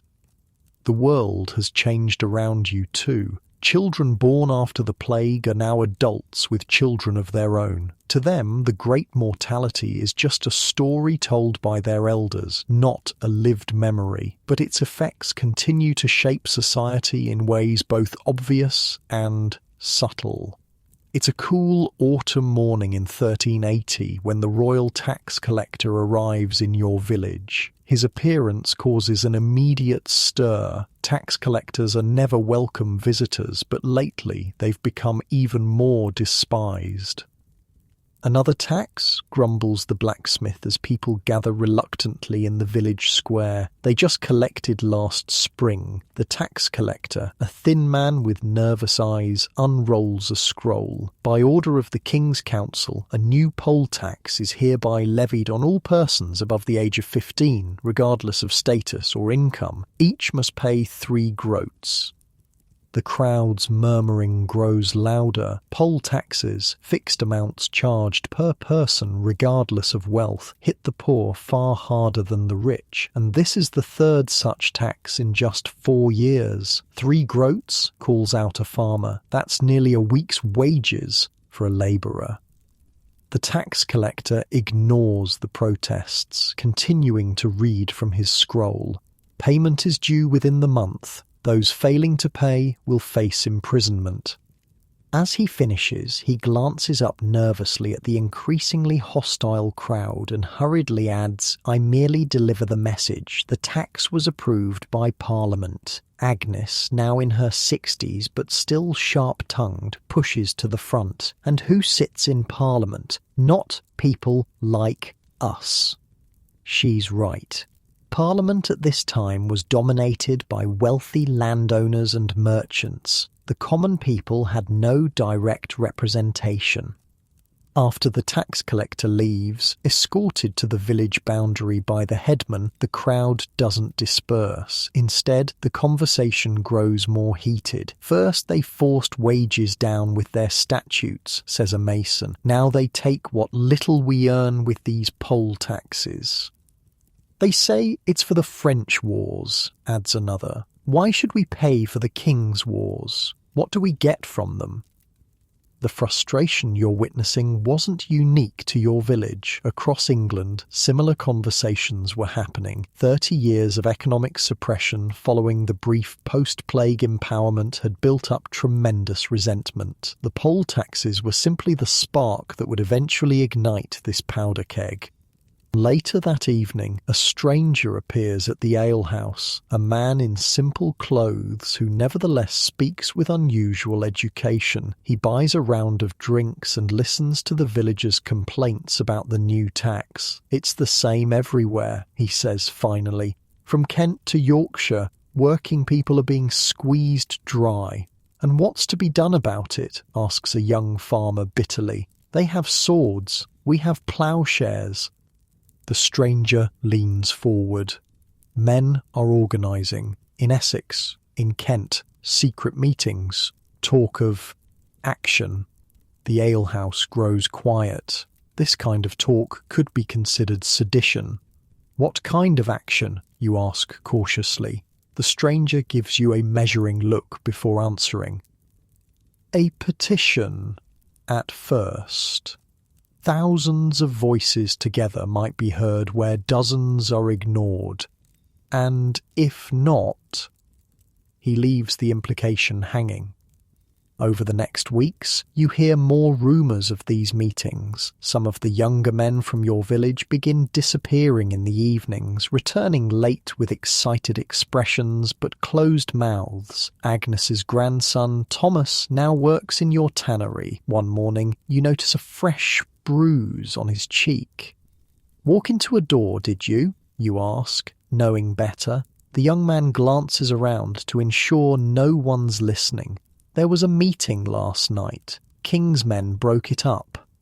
"You're playing a dangerous game," you warn. Thomas straightens. "Is it a game to want fair treatment? They push us down with one hand and take our money with the other." You can't argue with him. You've lived through the entire cycle. The brief window of opportunity after the plague, the legal clampdown that followed, and now these crushing new taxes. As winter approaches, tax collection begins in earnest. The results are ugly. In some households, people sell essential belongings to raise the money. In others, particularly those with several adult members, payment is simply impossible. You witness a family being evicted from their cottage, their few possessions confiscated to pay their tax debt. The mother clutches a crying infant while the father stands helplessly by. Their older children, including a daughter barely 16, are taken to the town jail until the debt is paid, which, without their labour, becomes even less likely. This scene was repeated across England, feeding growing outrage. The authorities seem to have forgotten a crucial lesson from the plague years. When people have nothing left to lose, they become dangerous. The winter of 1380-1381 is tense. Secret meetings continue despite crackdowns. Messages pass between villages carried by travelling workers or peddlers. There's talk of coordinated resistance come spring. In May of 1381, the spark finally catches. Word arrives from Essex that tax collectors there have been driven out by angry crowds. Similar incidents quickly spread through Kent. They say a man called Wat Tyler leads them in Kent, Thomas tells you excitedly. And there's a priest, John Ball, who preaches that all men are created equal, that serfdom is against God's will. John Ball's famous line, "When Adam delved and Eve span, who was then the gentleman?" questioned the very foundation of the feudal hierarchy. If Adam and Eve were the first humans and they worked with their hands, then on what basis did aristocrats claim superiority? The news gets more dramatic by the day. What began as scattered tax resistance has swelled into organised rebellion. Thousands of commoners are marching on London itself, led by Tyler and other newly emerged leaders. Your village is too far north to join the main rebellion, but the excitement is palpable. Some young men, including Thomas, leave to join the marchers. Others begin refusing local authorities' demands. The village priest, reading the mood of his congregation, delivers a sermon that carefully avoids condemning the rebels. Our Lord Jesus ate with tax collectors, but he also cast the money changers from the temple. For about 2 weeks, remarkable news continues to arrive. The rebels have reached London. They've opened the prisons. They've executed the Archbishop of Canterbury, the Lord High Treasurer, and other officials seen as responsible for the poll tax. Most incredibly, the 14-year-old King Richard II met with the rebels at Mile End and agreed to their demands, including the abolition of serfdom. Hope surges through the countryside. Could this actually be happening? Could the old order truly be overturned? Then comes the crushing sequel. Wat Tyler was killed during a second meeting with the king at Smithfield. Without his leadership, the rebel forces fragmented. The king retracted his concessions. Royal forces regrouped and began a brutal crackdown on the rebels. The news hits your village like a physical blow. Thomas and the others who left haven't returned. No one knows if they're dead, captured, or in hiding. The authorities waste no time reasserting control. An armed force arrives in your village, led by a minor noble. "By order of the king," he announces, "all illegal assemblies are henceforth banned. Any man found to have participated in rebellion will be executed. The poll tax will be collected in full." To demonstrate their seriousness, they drag the village headman into the square. This man failed to report seditious meetings, the noble declares. His punishment is 40 lashes. You watch, sickened, as the headman is tied to a post and flogged until his back is a bloody mess. He's left there as a warning while the armed men go house to house, searching for any sign of rebel involvement.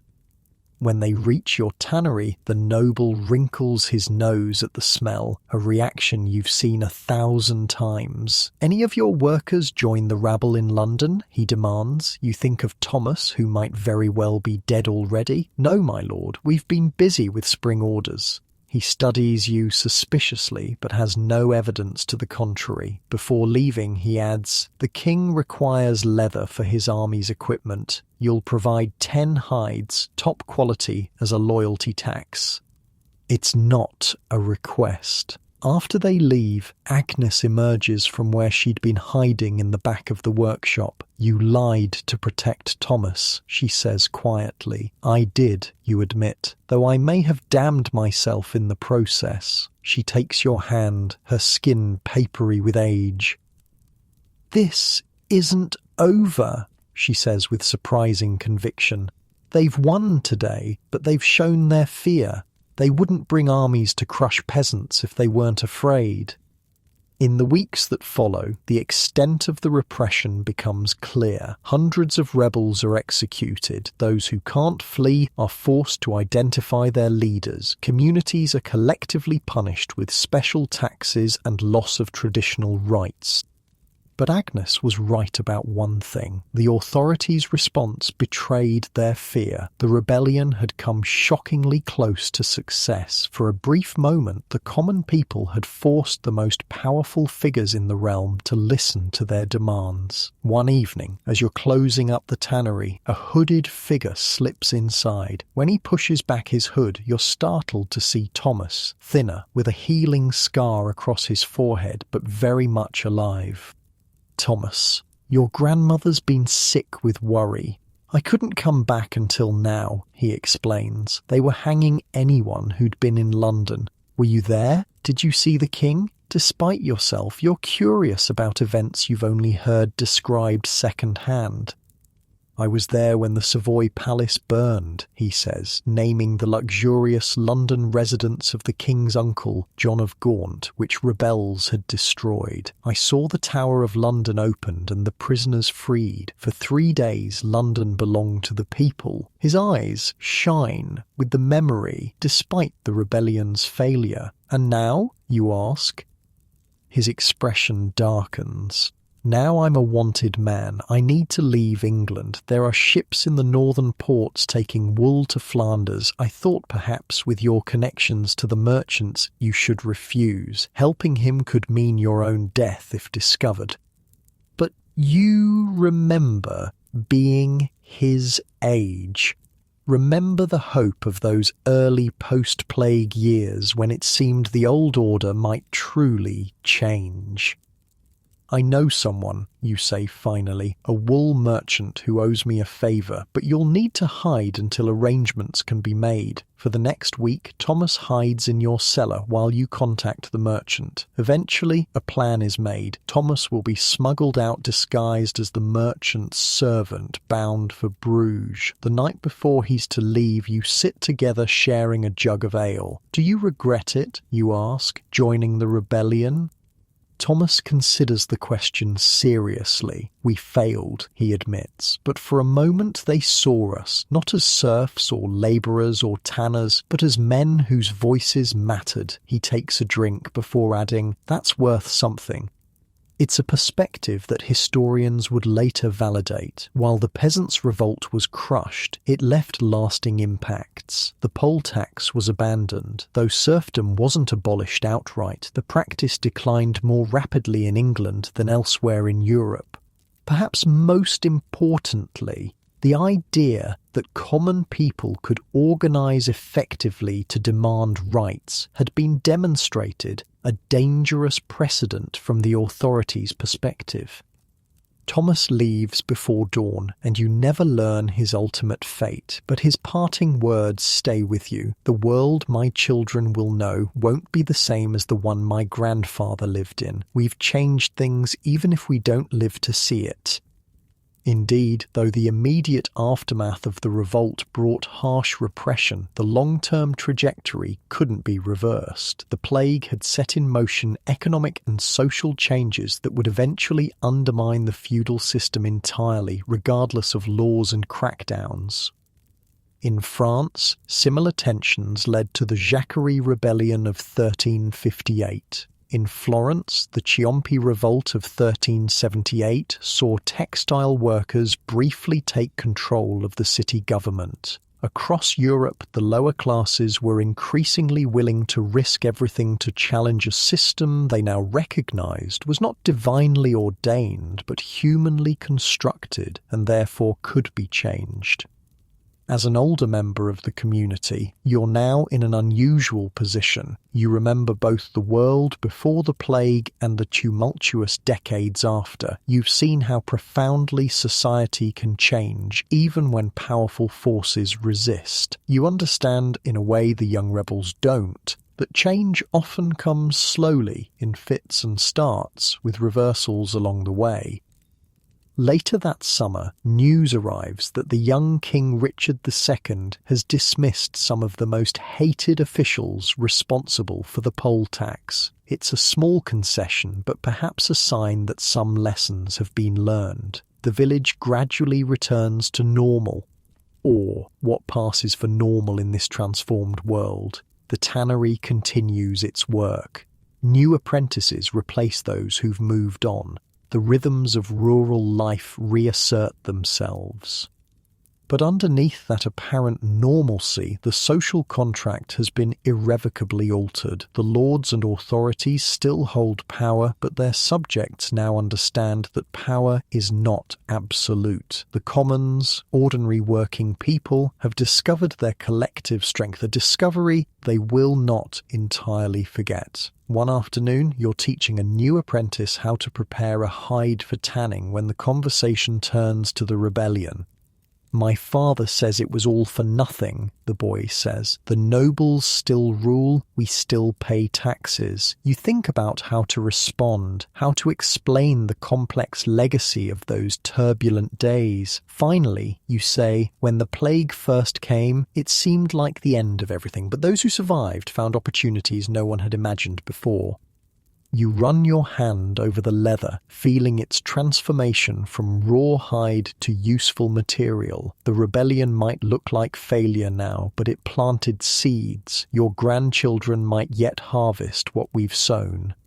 As you say these words, you realize you've come to believe them. The arc of change is longer than any single life, but the direction is clear. The old medieval world, with its rigid hierarchies and immutable social boundaries, is slowly giving way to something new. Not utopia, but a society where even common folk might have a voice. That night, as you walk home through the village, you pass the church where weathered stone memorializes generations past. Inside those walls, prayers have been offered for plague victims, for rebels, for kings. The building stands as it has for centuries, seemingly unchanging. But you know better. You've seen change come in both cataclysmic waves and in barely perceptible shifts. You understand now that nothing, not social order, not authority, not even the church, is truly permanent. It's a perspective that your modern comfortable life rarely forces you to confront. Unlike medieval survivors of plague and rebellion, you likely take stability for granted, assume that tomorrow will resemble today in all meaningful ways. Yet the lesson of the post-plague decades remains valuable. Systems that appear immutable can transform, sometimes through disaster, sometimes through resistance, sometimes through the slow pressure of economic reality. What matters is not just the change itself, but who has a voice in shaping what comes after. The summer of 1374 brings something strange to your region. At first, it's just rumours carried by travellers, tales so bizarre you dismiss them as exaggerations or outright fabrications, but then you witness it yourself when visiting a neighbouring town for a leather fair. In the town square, a group of people are dancing, not the organised circle dances of festivals or the dignified paired movements of court dances, but wild, seemingly uncontrollable spasming. Men and women of all ages leap and twirl, arms flailing, bodies contorting. Their faces show expressions ranging from ecstasy to agony. Some cry out, some laugh hysterically, others seem trapped in a waking nightmare. Most disturbing is the duration. They've reportedly been dancing for hours. As you watch, one woman collapses, foaming at the mouth. Others dance until their feet bleed through their shoes, yet still continue. What is happening to them? You ask a bystander. Dancing plague, the man replies grimly. Started 3 days ago with just one woman. Now look, 20 or more. This was a real phenomenon, documented across Europe in the decades following the Black Death. In places like Aachen, Liège, and Utrecht, groups of people would dance uncontrollably for hours or days, unable to stop even as they collapsed from exhaustion. Are they possessed? Asks someone else in the crowd. Perhaps, says a cleric who's watching with obvious distress. Or perhaps it's the plague returning in a different form. Others have their own theories. It's from dancing over unmarked plague graves, says an old woman. The dead are jealous of the living. It's St. Vitus's curse, counters another, for neglecting his feast day. You watch, transfixed by the horrifying spectacle, until Agnes tugs your sleeve. We should go, she says quietly. Some think it spreads like plague, by bad air or proximity. As you turn to leave, you notice something odd about the crowd watching the dancers. Many hold posies of herbs to their noses, a plague time precaution. Others make protective signs against evil. But strangest of all is the look in some eyes, not just fear or disgust, but a kind of longing, as if part of them wants to join the frenzied dance. The dancing plague wasn't the only strange mass phenomenon to emerge in the plague's aftermath. As you travel more for your leather business over the next decade, you witness other bizarre outbreaks, a laughing epidemic that swept through 3 villages in Bavaria, children who spoke in tongues after a religious procession, a town where hundreds claimed to simultaneously see the Virgin Mary in the clouds.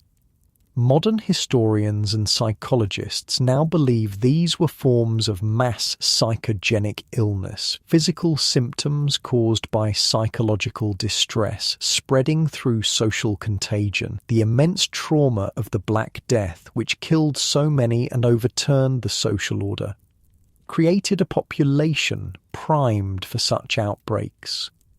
But for people of the time, these events required different explanations. Divine intervention, demonic possession, or new forms of physical disease.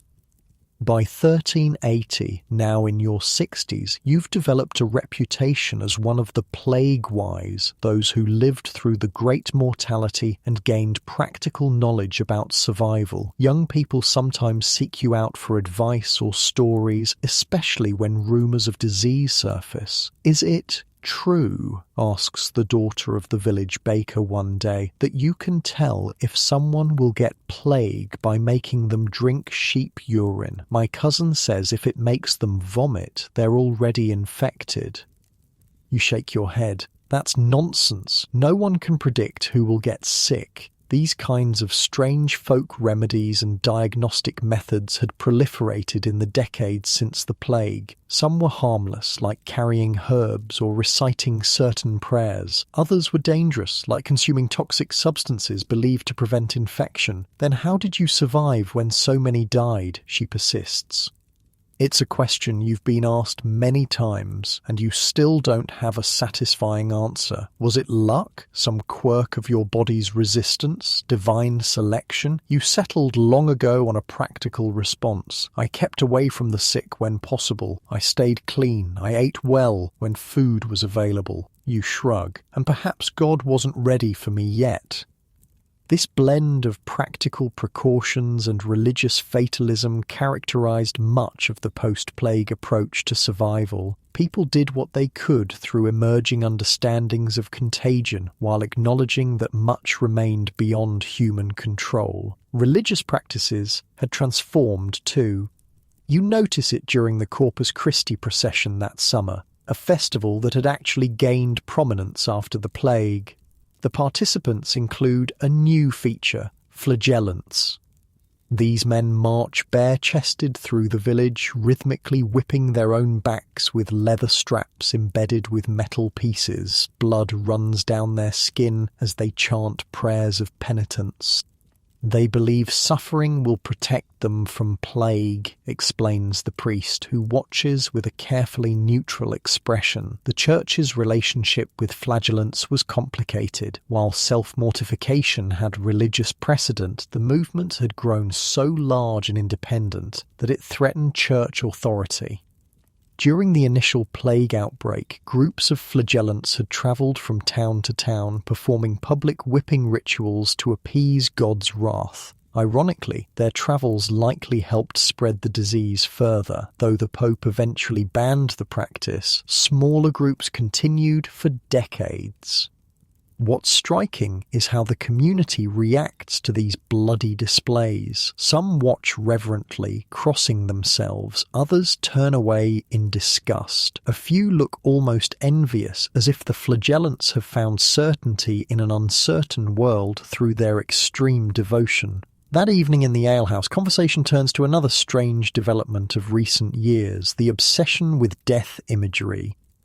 "Did you see the new paintings in the church at Thornbury?" asks a wool merchant. "The entire wall is covered with dancing skeletons leading people to their graves, nobles, clergy, peasants, all following death's dance."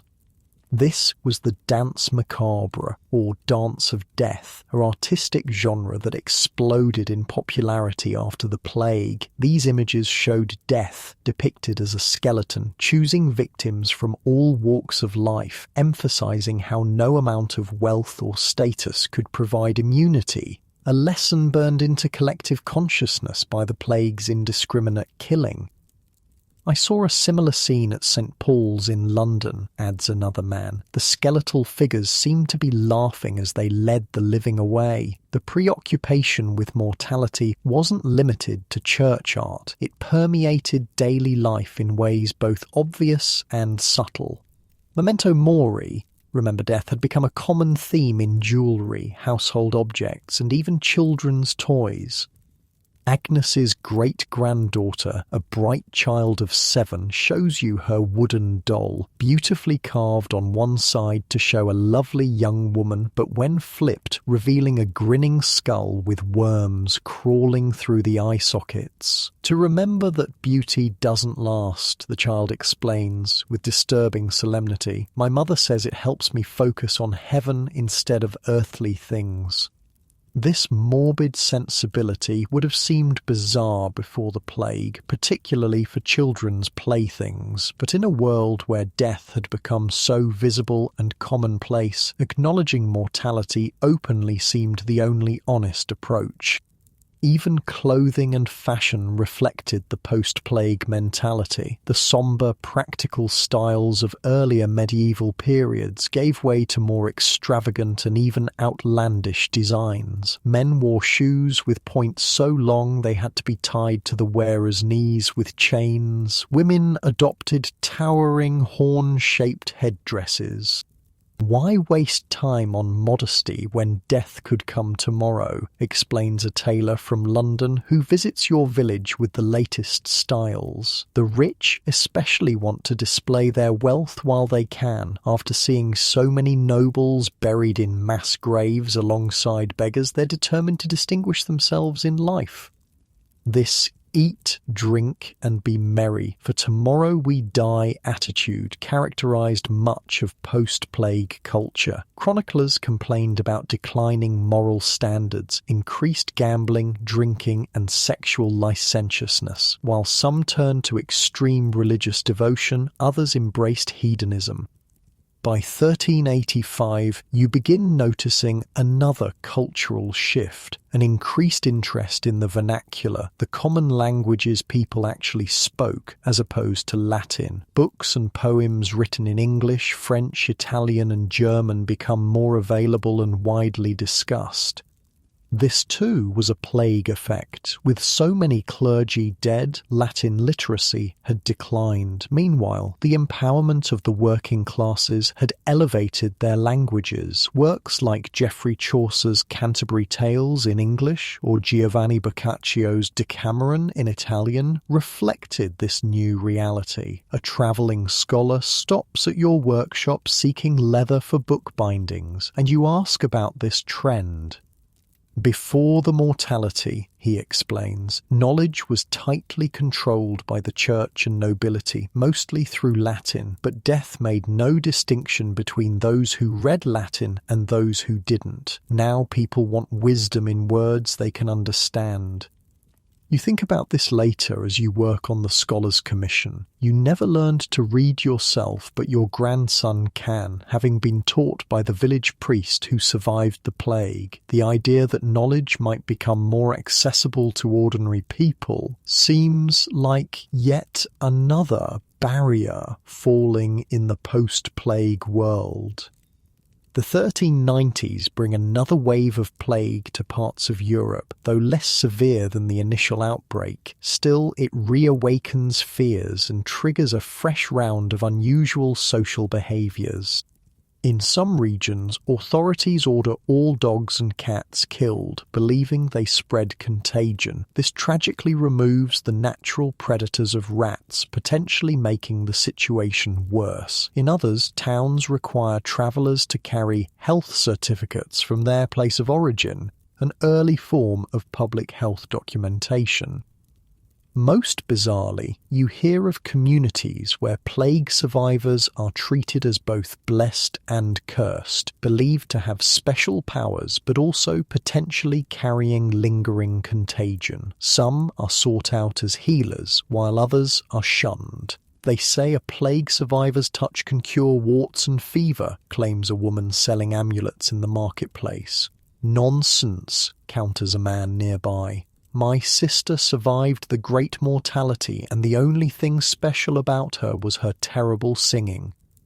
The laughter this provokes reveals another change, the increased use of dark humour to cope with trauma. Jokes about death, plague and mortality had become surprisingly common. Even church art sometimes included comical elements among the skeletons and demons.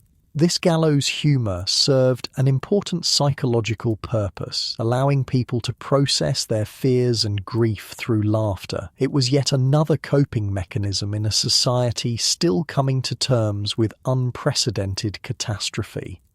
By 1395, as you approach your 80s, remarkable for a medieval lifespan, you find yourself increasingly reflective. One quiet evening, sitting outside your workshop, watching the sunset with Agnes, now bent and frail but still sharp-minded, you discuss the strange world the plague created. "Remember how they danced until they dropped?" Agnes says, referring to the dancing plague. "Sometimes I think we're all still dancing, just more slowly." "How so?" you ask.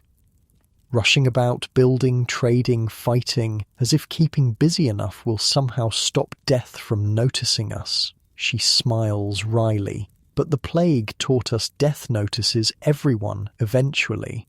"A grim lesson," you observe, "but a true one," she counters. "And truth has value, even when painful." Her words capture something essential about your post-plague world. The Black Death had stripped away comfortable illusions about the natural order, about divine protection, about the stability of human institutions. What remained was a kind of harsh realism, a willingness to look directly at mortality and human vulnerability. Yet alongside this grimmer outlook, paradoxically, came greater appreciation for life's pleasures and possibilities. The plague years taught survivors to seize opportunities when they appeared, to find joy where possible, to value human connection in a world where such connections could be suddenly severed.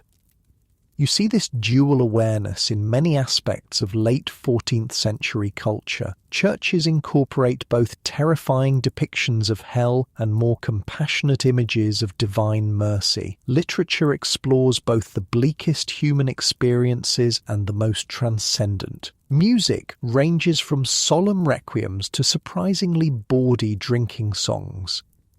This complex cultural response to mass death would influence European art, literature, philosophy, and religion for centuries. The Renaissance, with its emphasis on humanism and the value of earthly life, grew partly from seeds planted during these strange post-plague decades. As twilight deepens, Agnes points to a group of children playing near the village well, enacting some complicated game involving circles and chanting. "What do you suppose they're playing at?" she asks. You listen to their sing-song voices, ring around the rosy, pocket full of posies, ashes, ashes, we all fall down. The children collapse in giggles, then scramble up to begin again. Whether this nursery rhyme truly originated as a plague reference remains debated by modern scholars. But watching the children transform potential plague imagery, rosy rashes, herbal posies, cremation ashes, falling dead, into innocent play seems to perfectly encapsulate humanity's resilience.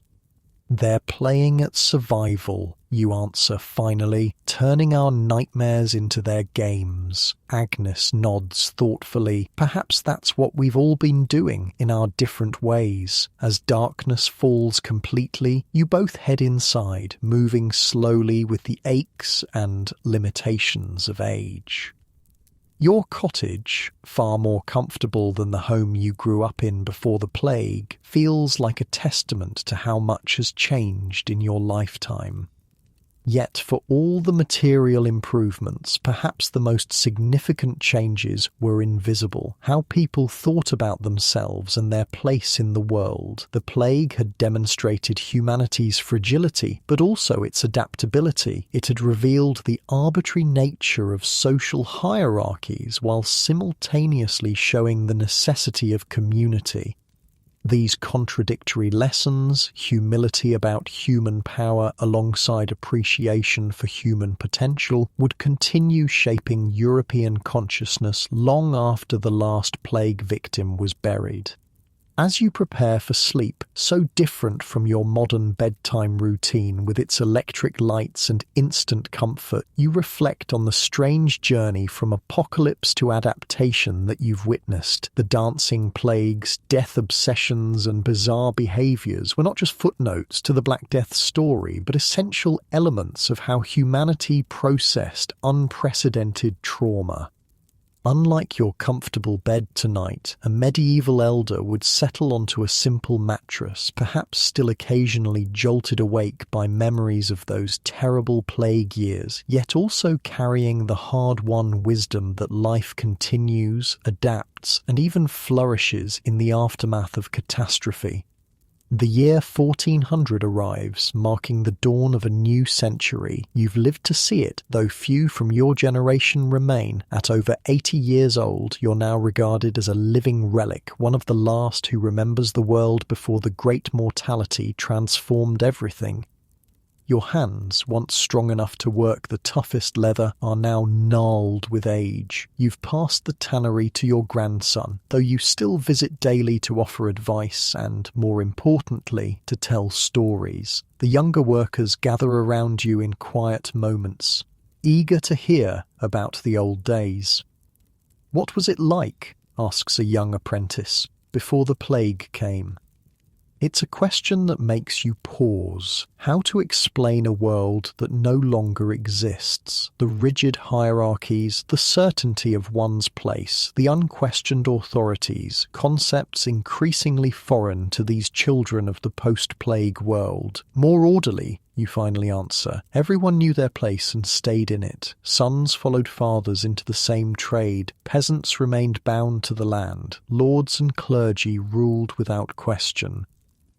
"Sounds boring," the boy remarks, earning chuckles from the others. Perhaps it was, you admit, but there was security in that order too. Less questioning, less uncertainty. Yet even as you say it, you wonder if that's really how you remember it, or if time has gilded those pre-plague years with a false simplicity. Was the old world truly more secure, or just more confining? Did the appearance of stability merely mask sufferings that went unaddressed? These philosophical musings would have been unlikely for someone of your station in the pre-plague world. That itself is evidence of how profoundly society has changed. Common folk now regularly discuss ideas once reserved for scholars and clergy. Later that week, you accompany your great-grandson to Florence on a leather-selling expedition. The city has transformed since your first visit decades ago. New buildings rise everywhere, their architecture lighter and airier than the heavy medieval structures of your youth. The Duomo, the great cathedral dome designed by Brunelleschi, is under construction. A project of such ambition it would have seemed impossible in the world you were born into. "Grandfather, look." Your great-grandson points to a workshop where a crowd has gathered. Inside, an artist is painting a scene from classical mythology, not a religious subject, but pagan gods and goddesses rendered with startling realism. This shift in artistic focus from exclusively Christian themes toward classical and secular subjects is one of many changes you've witnessed. After the plague demonstrated the Church's inability to prevent or cure the disease, its cultural monopoly weakened. People still attended Mass, but with a new willingness to look beyond religious authorities for answers. The artist steps back from his work, and you recognize him as one of Florence's rising stars, a young man named Masaccio. His paintings incorporate new techniques that create the illusion of three-dimensional space on flat surfaces. The crowd murmurs appreciatively as he adds another brushstroke. "They say he paints people as they actually appear," whispers your great-grandson, "not as flat symbols like the old church paintings." This emphasis on realism, on seeing and depicting the world as it actually is, rather than through the lens of religious symbolism, is yet another legacy of the post-plague mentality. Having faced mortality so directly, people seemed less satisfied with abstract representations of life. After watching the artist work, you visit the workshop of a family friend who deals in books and manuscripts. His shelves are filled with works not only in Latin, but in Italian, French, and other vernacular languages. "The latest from Petrarch's followers," he says, showing you a beautifully bound volume. Poetry celebrating human achievement and beauty, very different from the death-obsessed writings of a few decades ago. Francesco Petrarch had lived through the Black Death himself, writing poignantly about its horrors. Yet he and intellectuals who followed him also helped usher in a new way of thinking, what would later be called humanism, with its focus on human potential rather than solely on divine power. "I'm also getting more requests for classical texts," the bookseller continues. "Plato, Cicero, Aristotle, people rediscovering the ancient knowledge." This revival of interest in classical learning was directly connected to the plague's aftermath. With so many scholars and clergy dead, ancient manuscripts were redistributed, often finding their way into new hands. Simultaneously, the questioning of medieval authorities opened minds to older sources of wisdom. Walking through Florence's streets, you notice other changes that reflect this new mindset. Public buildings commissioned by wealthy merchants rather than the church or nobility. Women visible in workshops and businesses continuing the expanded roles they adopted out of necessity during the labour shortages. Children being taught to read and write in growing numbers, regardless of their social status. "The world is opening up," observes your great-grandson as you rest on a bench near the River Arno. "My friend Paolo is studying mathematics. His father was a butcher. Such social mobility would have been almost unthinkable in your childhood." The plague had broken open ossified structures, creating spaces for talent to rise regardless of birth. That evening, staying at an inn, you overhear merchants discussing political developments that further illustrate how thoroughly the post-plague world has transformed. Milan's experiment with republican government failed, but Florence's council system seems stable, one says. "Venice's model is most interesting," counters another. "Neither a monarchy nor truly a republic, but a system of checks and balances." These conversations about governance models reflect another change, political experimentation. With traditional authorities weakened by the plague, cities and regions had been forced to develop new approaches to governance. Some returned to older forms, but many incorporated innovations that distributed power more widely than before. Even everyday social interactions have evolved. You notice it at dinner, where merchants, craftsmen and artists sit together discussing ideas as near equals. The strict separation of social classes that marked pre-plague society has softened considerably. "To Lorenzo's new banking venture," toasts one man, raising a glass to another. "May it serve Florence as well as the Medici have." The rise of banking families like the Medici represents yet another post-plague development. With land no longer the sole basis of wealth and power, financial innovation had created new paths to influence. These merchant banker families often used their wealth to support arts and learning, becoming patrons of the cultural flowering now called the Renaissance. Returning home after a week in Florence, you find yourself contemplating how completely the world has changed in your lifetime. It's not just that buildings are different or new technologies have emerged, though that's true too with advancements in printing, navigation, and military technology. The deeper change is in how people think about themselves and their place in the universe.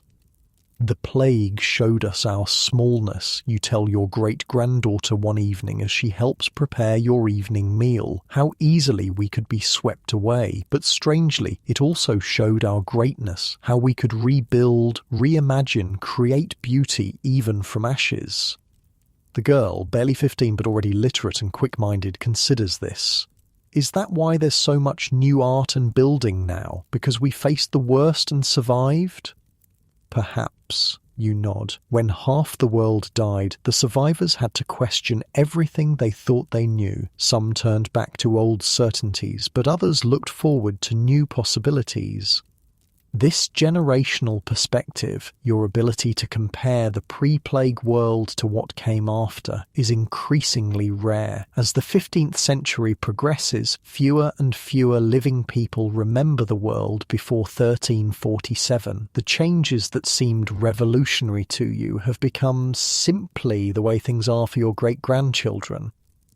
By 1410, your body grows frailer, though your mind remains sharp. From your chair by the window, you watch the village life that continues to evolve in subtle ways. Children attend a small school established by a local merchant, another post-plague development as education expands beyond clergy and nobility. Women gather at the well, discussing not just household matters but politics and business. A group of labourers negotiate confidently with the Lord Steward over harvest terms.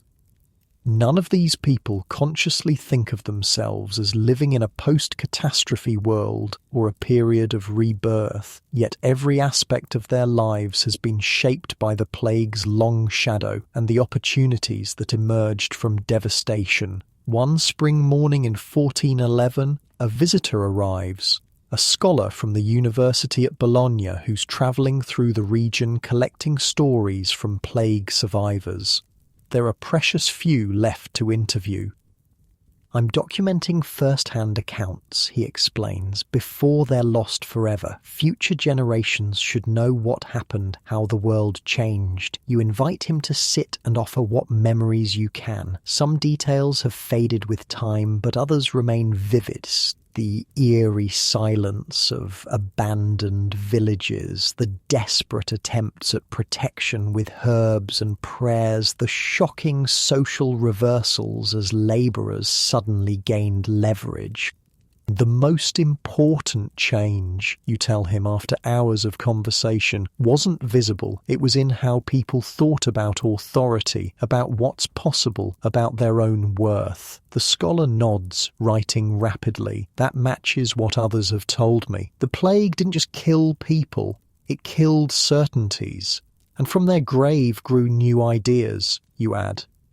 After the scholar leaves, promising to send word when his compilation is complete, though you doubt you'll live to see it, you reflect on this strange role you've acquired, a human bridge between world ages, a keeper of memories that would otherwise vanish completely.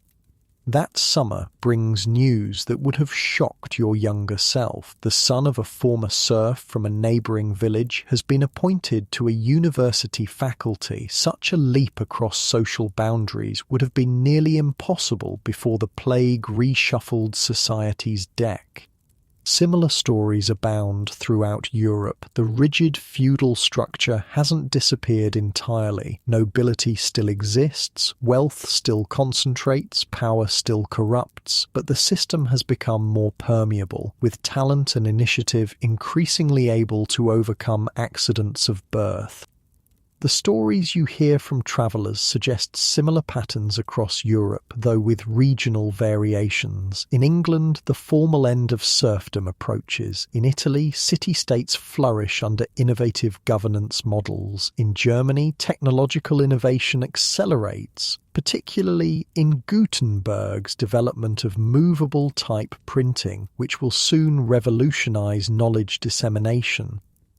This isn't to say the post-plague world is some utopia. New problems have emerged alongside new possibilities. The warfare between England and France has intensified. Religious controversies simmer. Economic inequality persists, albeit in different forms. The plague returns periodically, though never again with the devastating force of the Black Death. Yet the trajectory seems clear. The medieval world, with its rigid hierarchies and unquestioned traditions, has given way to something more dynamic, more open to change and possibility. By the winter of 1412, you sense your own end approaching. Your family gathers close. 3 generations descended from you and Agnes, who passed 5 years earlier. Tell us one last time, asks your youngest great-grandchild, about the world before the sickness came. You smile weakly. It was a different world, child, narrower in some ways, but also more certain. People rarely questioned their place or purpose. The church explained everything from the movements of stars to the fates of souls. Lords ruled, peasants obeyed, and few imagined alternatives. And after, prompts an older grandchild? After, you pause, gathering your thoughts. After, nothing could be taken for granted. If half of humanity could vanish in a few years, what other impossibilities might prove possible? If a peasant could demand wages like a craftsman, what other social rules might bend? If prayers and penances couldn't stop the pestilence, what other authorities might be questioned? You cough and someone offers water. After drinking, you continue. The plague didn't just kill people, it killed a world view, and from that death came rebirth. The word hangs in the air. Rebirth, or in Italian, rinascita. Later generations would call it the Renaissance. Recognizing that something profound had shifted in European consciousness following the plague years. As winter deepens, you feel yourself growing weaker. Your family keeps vigil, a luxury many plague victims never had. In lucid moments, you share final observations and advice, attempting to distill a lifetime spanning 2 worlds into wisdom your descendants can carry forward. The plague taught us life's fragility, you tell them, but also its preciousness. It showed us authorities can fail, but communities can endure. It revealed our vulnerability to forces beyond control, but also our capacity to rebuild and reimagine.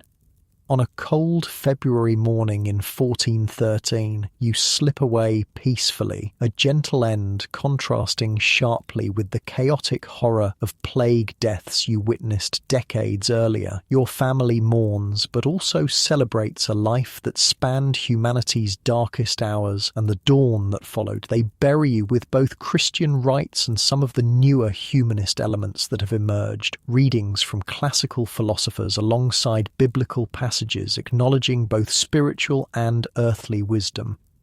Your grave marker bears a simple epitaph, witness to ending, witness to beginning. In the decades that follow your passing, the Renaissance accelerates. Brunelleschi completes his revolutionary dome in Florence. Gutenberg perfects his printing press, democratizing knowledge as never before. Columbus sails west, expanding European horizons literally and figuratively. Artists like Leonardo and Michelangelo create works that celebrate human potential alongside divine glory. None of these developments erase the trauma of the Black Death. Indeed, many directly emerge from it, from the questions it forced, the spaces it cleared, the certainties it shattered. The plague demonstrated humanity's fragility, but also its resilience, its mortality, but also its creativity. And so the plague's legacy proves paradoxical. From history's greatest catastrophe emerged some of its greatest flowerings: the Renaissance, the Reformation, the scientific revolution, the gradual disintegration of feudalism, the rise of more democratic governance models. Today, as you lie comfortably in your modern bed with its hygienic materials and precisely engineered support, you exist in a world shaped by these transformations. The journey from medieval catastrophe to modern comfort passed through centuries of questioning, experimentation, and reimagining what human society could be. The Black Death reminds us that history's darkest moments sometimes contain seeds of renewal, not because suffering is necessary for progress, it isn't, but because catastrophe can clear space for previously unimaginable possibilities, can force reconsideration of assumptions so deeply held they were invisible until challenged. As you drift towards sleep, perhaps there's comfort in this cyclical pattern of human experience, that endings contain beginnings, that devastation can precede renewal, that the story never truly concludes but continues evolving across generations. And in that continuous unfolding, may you find peaceful rest, knowing that you too are part of history's long and winding tale.